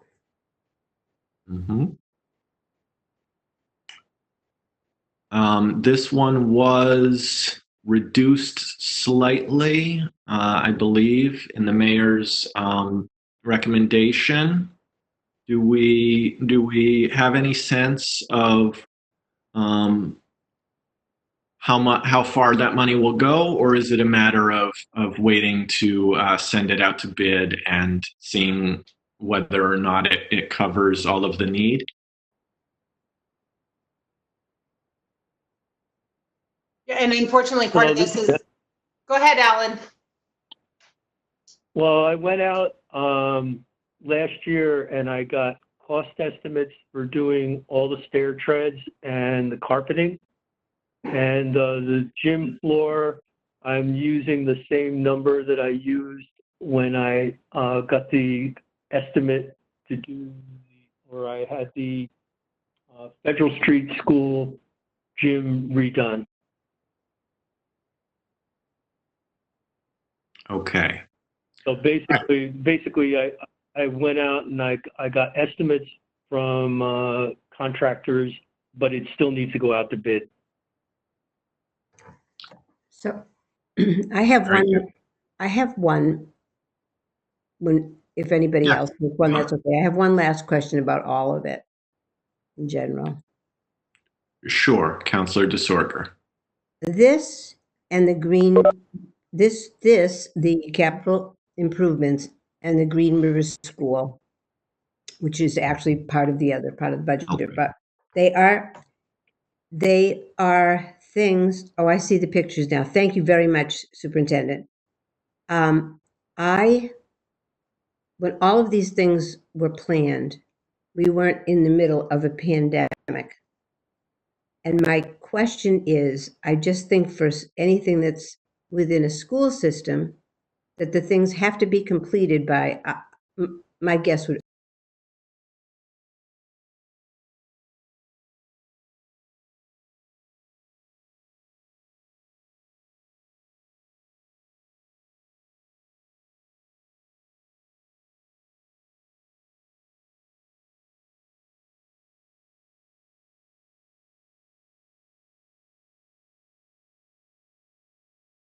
I have wondering about whether or not those things, other than, well, I mean, something like fencing, anything that's an extreme safety hazard, I would think would have to be done. But whether or not these things can actually be done before August 20th, or whatever you use as an out date, you would know the best. That's all.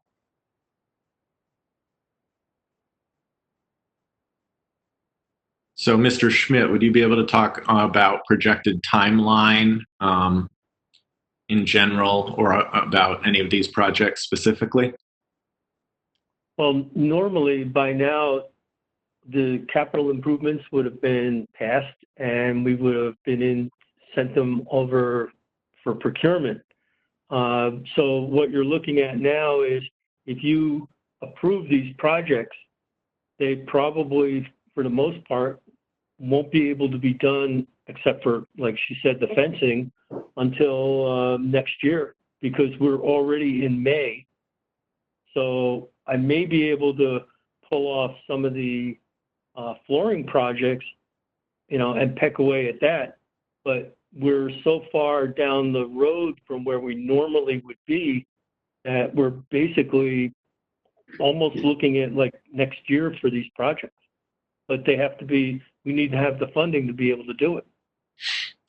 Right, and that's a good point in that these are long-term needs, and kicking the can down the road, it tends to just encourage the can to be kicked again. So I guess my focus personally would be on whether these are needed and necessary projects, and if so, I think the timeline around when they might be able to be implemented may not affect the long-term need quite as much. But that's just my standpoint. Council, I just want to add that, of course, the timeline for the project is going to depend very heavily based on our return date and, when we can get back into the buildings. Central maintenance and the maintenance on the school staff are obviously doing the projects that they can when we're in shutdown to try to get a jump on that. But we're working under the governor's what's essential and so forth. So Thank you. I can't raise my hand anymore. So Yeah, Councilor DeSorger, go ahead. So it is customary then for us to be voting. It's customary for us to be voting for the money in this fiscal year, even if we are thinking that that actually will be completed next year. It's fine if that's customary. This is my first year on Ways and Means. And if we're supposed to vote for that money in this fiscal year of uncertainty, thinking that they probably will be done next year, if that's what we're supposed to do, I just want to hear that. Yeah, Superintendent or Director Gilman, feel free to correct me, but my understanding is that because of the timing of capital projects, especially in relation to the school, that there does tend to be a year delay. But feel free to elaborate on that. Yes, Director Gilman. Councilor Wheeler is correct that there is a delay. There is even a delay on the payment. So while a project is being done, we had this discussion on bands, and you take out bands and you don't have a payment until the following year after that. So this really is planning, honestly, and this is how, we need to take care of the buildings. And I think a lot of these items in many of the departments have been kicked down. the road. So. Okay. Thanks for that. Yeah, when it comes, and I'm just going to speak from my standpoint because I have done this before.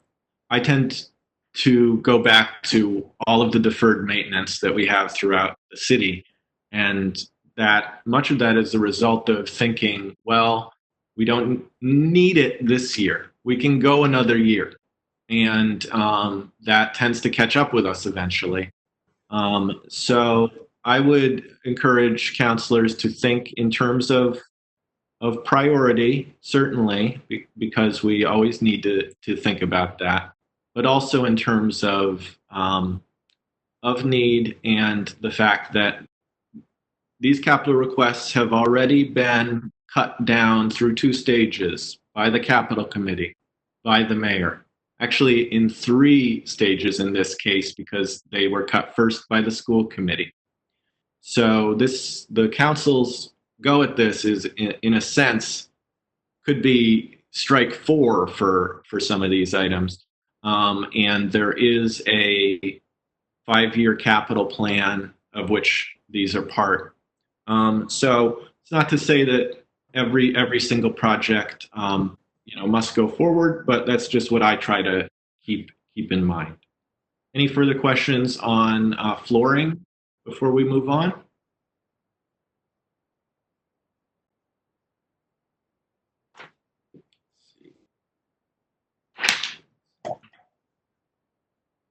Okay, so I believe the next, and this may be the last item, Newton and North Parish exterior doors. And I believe that, yeah, that's the full request, $38,500, and it extends to some other library, cafeteria, hallway doors, some lighting and awning features as well. Superintendent, would you like to say anything in general about the need for these items? I think I'd like to ask if we can still hear Alan Schmidt's audio. I'd like to ask him to just comment. We've been chipping away at exterior doors, and if he's still audible to us, I'd like to ask him his perspective on this as he's been working on this project a little bit at a time. Okay. The doors that are original to the buildings have frames that are rusting to the point where they're deteriorating and allowing, for lack of anything else to put it, mice to get into the building and anything else that feels like walking into the building. So I've been pecking away at the doors that really failed. And when we would get a appropriation for doors, we would prioritize them and replace those doors as money became available. So at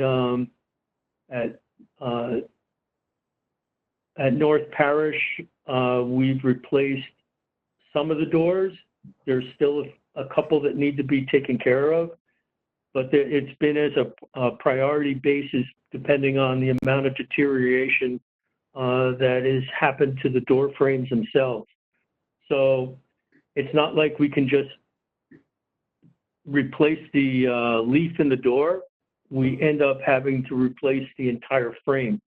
So that turns into some serious cost.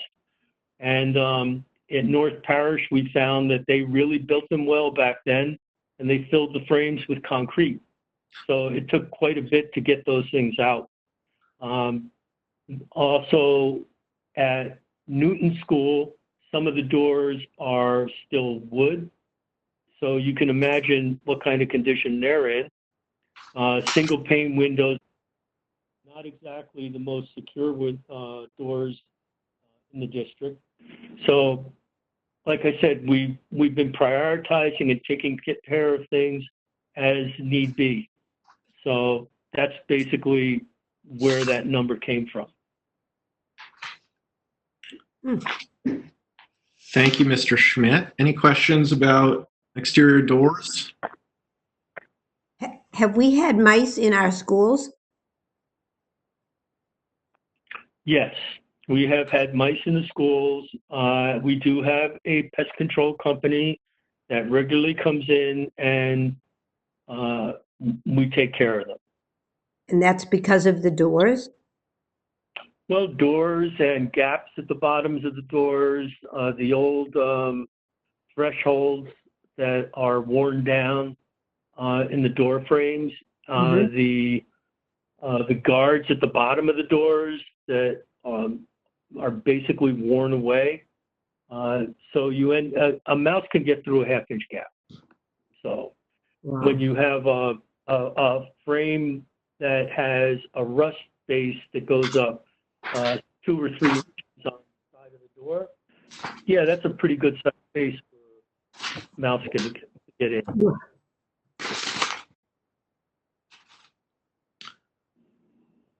Okay. So unless there's any further questions on the exterior doors, we've already talked about the North Parish walkway.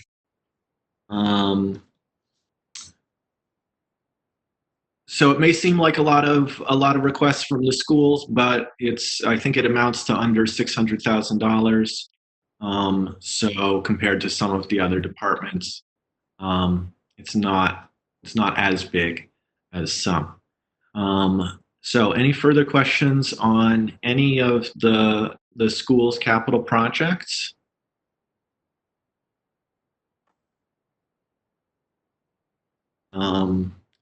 Seeing none, I realized that I had an email from Councillor Jarvis this morning with a couple of the questions that I believe he wanted to ask. So I don't believe it would be a violation for me to return to the operating budget for just a moment, if that's okay, and to ask a couple of his questions. Some of them I think are coming from the superintendent's proposed budget. So Councillor Jarvis, if you're still on the line and if you didn't catch the beginning of this meeting, the budget that is proposed by the mayor and that will be revised by the superintendent is cut significantly from what was originally proposed by the superintendent and accepted by the school committee. There will be cuts. They don't know what the cuts are at this point. There may be additions, but they probably will be outweighed by cuts.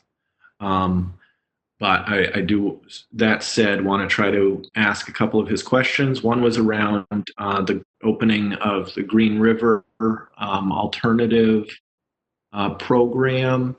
Is that plan still in place in some form, Superintendent?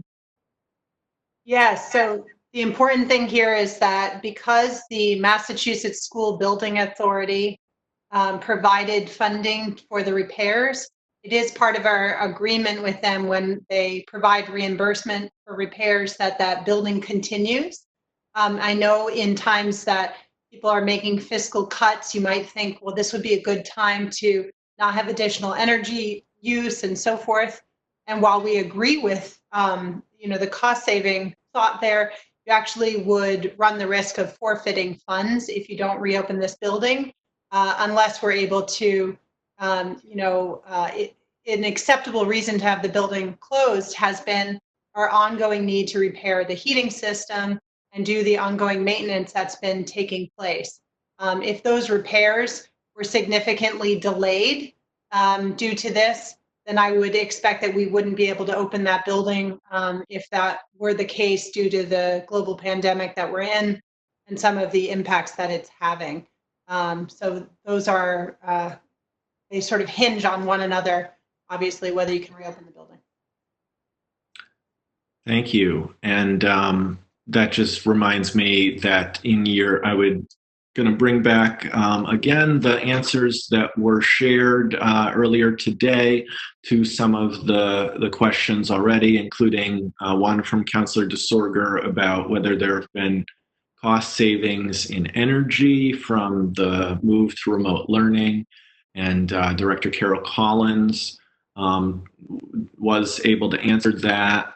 And she gave some estimates, which I would just point the counselors to, that there may be some savings of, I believe it was $30,000 to $40,000 in energy use from a less intense use of the buildings for the last couple of months. I know that that energy is an example of cooperation between the city and the school, where the energy department, as directed by Carol Collins, took over, essentially, from my understanding, paying for most of the energy costs in the schools. So it is still a indirect cost, but having one department head in charge, I believe, has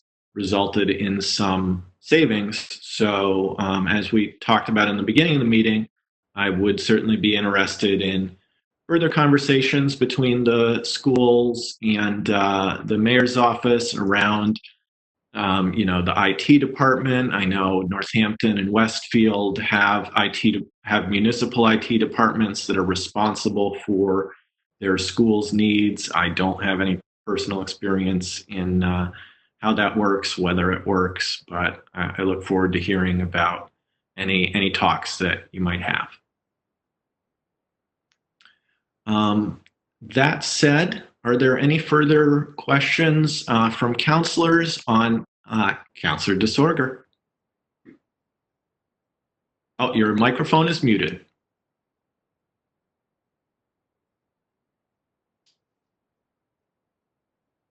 How much did we, I know that we voted for the new heating system for that school. And I understand, how much did we borrow from that we would have to pay back on that school? How much was the amount that we borrowed? So I believe the question is about the MSBA funds that were used. And this was, I think, before I was on the council. Is anyone here able to answer that?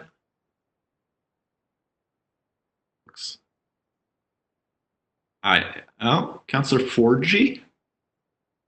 I can take a crack at that. It was all of the money from the school building, Massachusetts school building. It was like, it was an opportunity for the community to rehab a number of the schools. And so I think the records would be obviously in accounting, or Liz Gilman might have access to them. But it was an attempt, again, to renovate school buildings that had been left for a long period of time without any upgrades. So there were these different schools.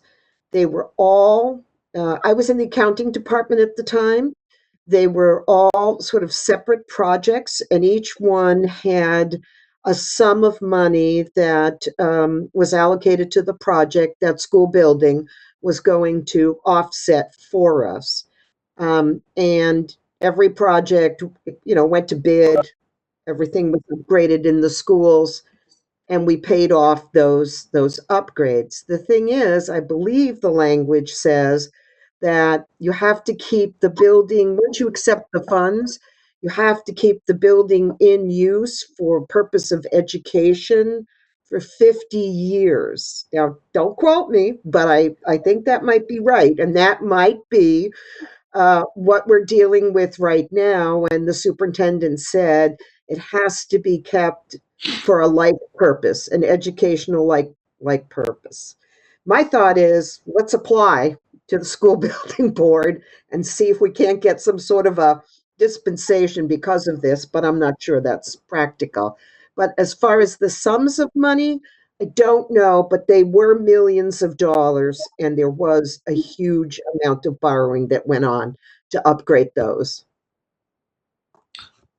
Thank you, Councillor Forgy. And I know my understanding from voting for the heating system was that there were also other benefits to the alternative program that the school committee and the superintendent put forward, not only educationally, but also from a monetary standpoint. All right. Any further questions from anyone? Okay. Seeing none, I want to thank you, Mr. Schmidt and Superintendent Harper, for answering question upon question upon question. We really appreciate it. It's a big process, and we only join you for really a small chunk of your budgeting, but we do appreciate you taking the time. So thanks. Well, I appreciate the questions, and thank you to all of you for making the tech work to participate in this way, and to the mayor for assembling a budget, and mostly just to everybody for staying steadfast in leadership right now. It's a trying time to be a public servant, and so thank you for trying to make the best decisions in times that are uncertain. Back at you. Very good for you. Thank you. Absolutely. Have a good night. Good night, Superintendent. So we are almost there. We're now going to move on to other business. And the one piece here that I'm going to bring up is we had a request from one of the subcommittee members to talk about possibly having an extra budget meeting.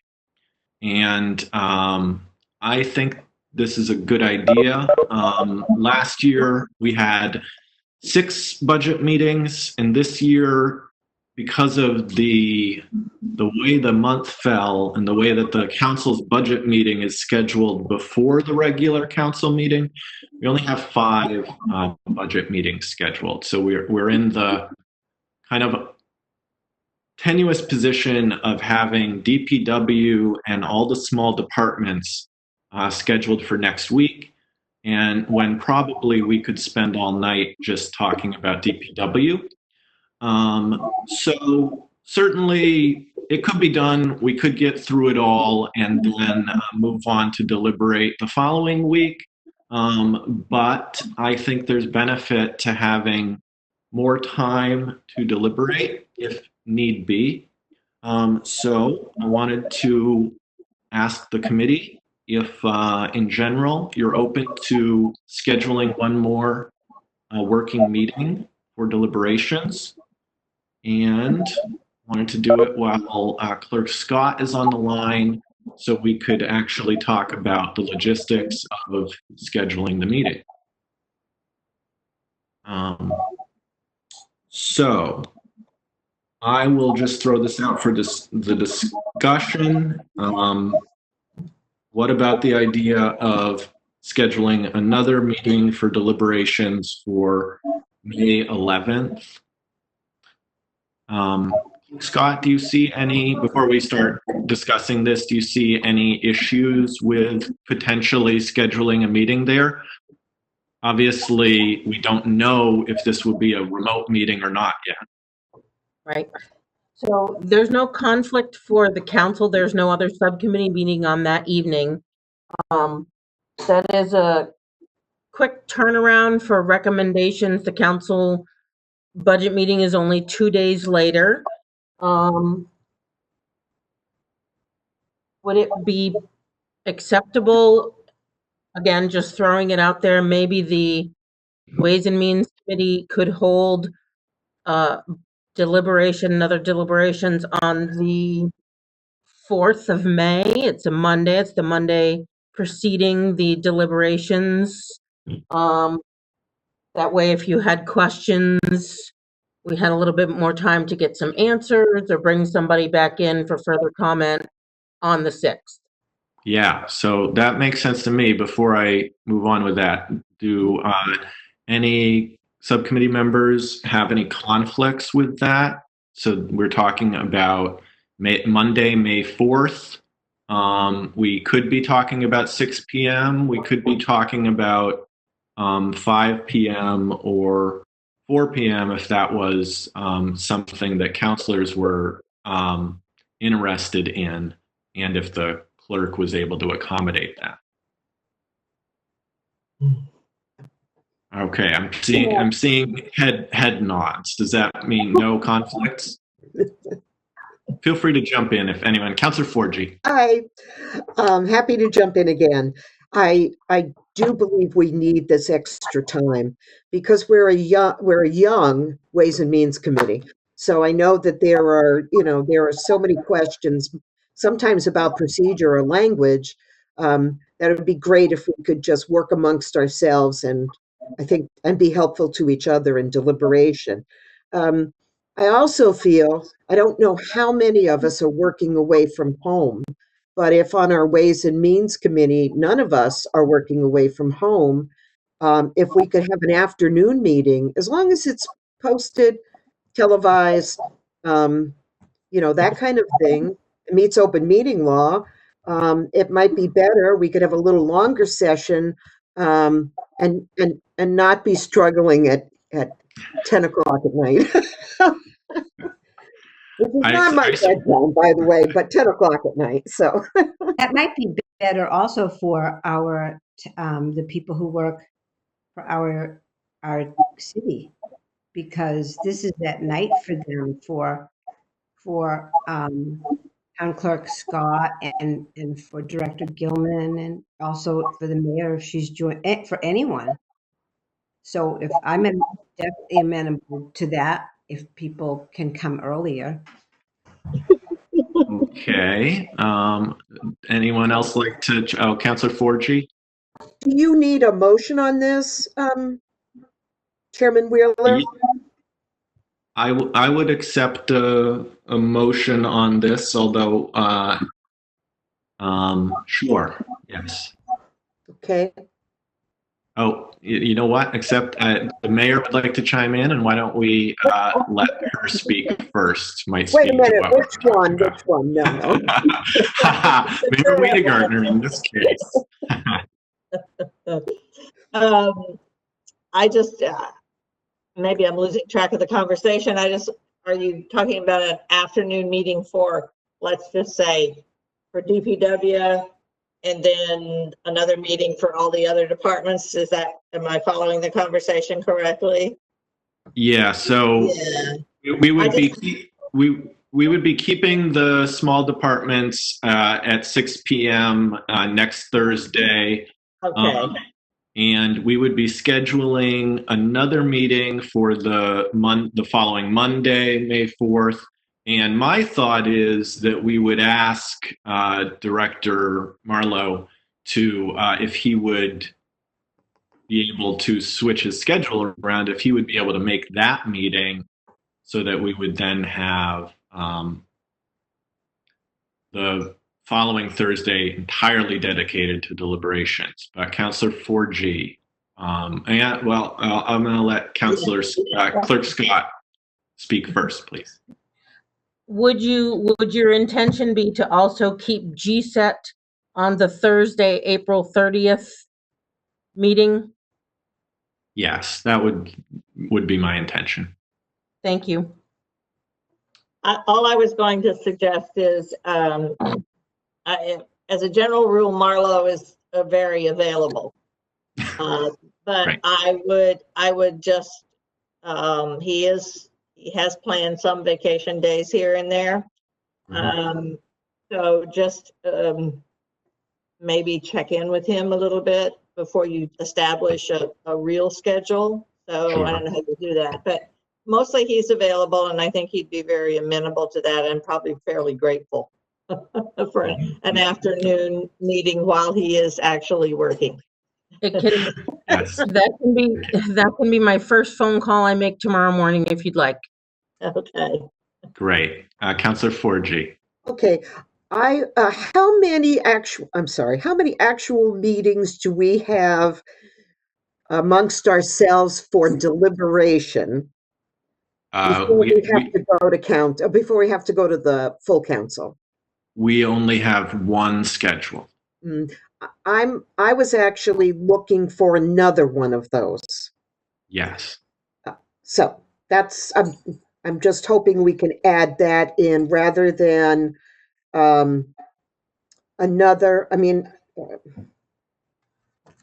I'd like to be able for the Ways and Means Committee to deliberate a couple of times before we take it to council floor. Yeah, absolutely. And so I think, and I'm going to turn this over to Clerk Scott in a minute because she has her hand up. But hearing what you just said, Councillor Forgy, we might consider actually scheduling 2 more meetings for deliberations. That way, the last of them could be canceled if it's unnecessary. It's a thought. Fair enough. Councillor DeSorger. I think the school committee is redoing their entire budget. They are, as far as I know. So I think it would be dependent upon that, whether or not we needed a full day. But I'm happy to come to anything. We're all home here. Happy anytime that you want to have it. But if that's 58% of the. Yeah, so to clarify our role in this, the number that we approve at the council budget meeting is the number that the school will be working with. Okay. And so All right. they will retool their budget around that number, and our work, in a sense, will be done. Clerk Scott? Would it interest anyone to start next Thursday's meeting at 5 instead of 6? That way we could do small departments, GSET. It would probably be a really long night for you guys, but you might be able to get DPW in and then still have 2 deliberations. Okay. Because that's what we planned initially. It's completely up to you. We will, make happen what you guys decide, but it's an option. I'm gonna, Councillor Forgy. Is anybody comfortable with a later afternoon meeting rather than a 5 o'clock start time? Would a 4 o'clock start time be better? I'm seeing nods from Councillor DeSorger and Bottomley, and I'll call on Councillor Elmer.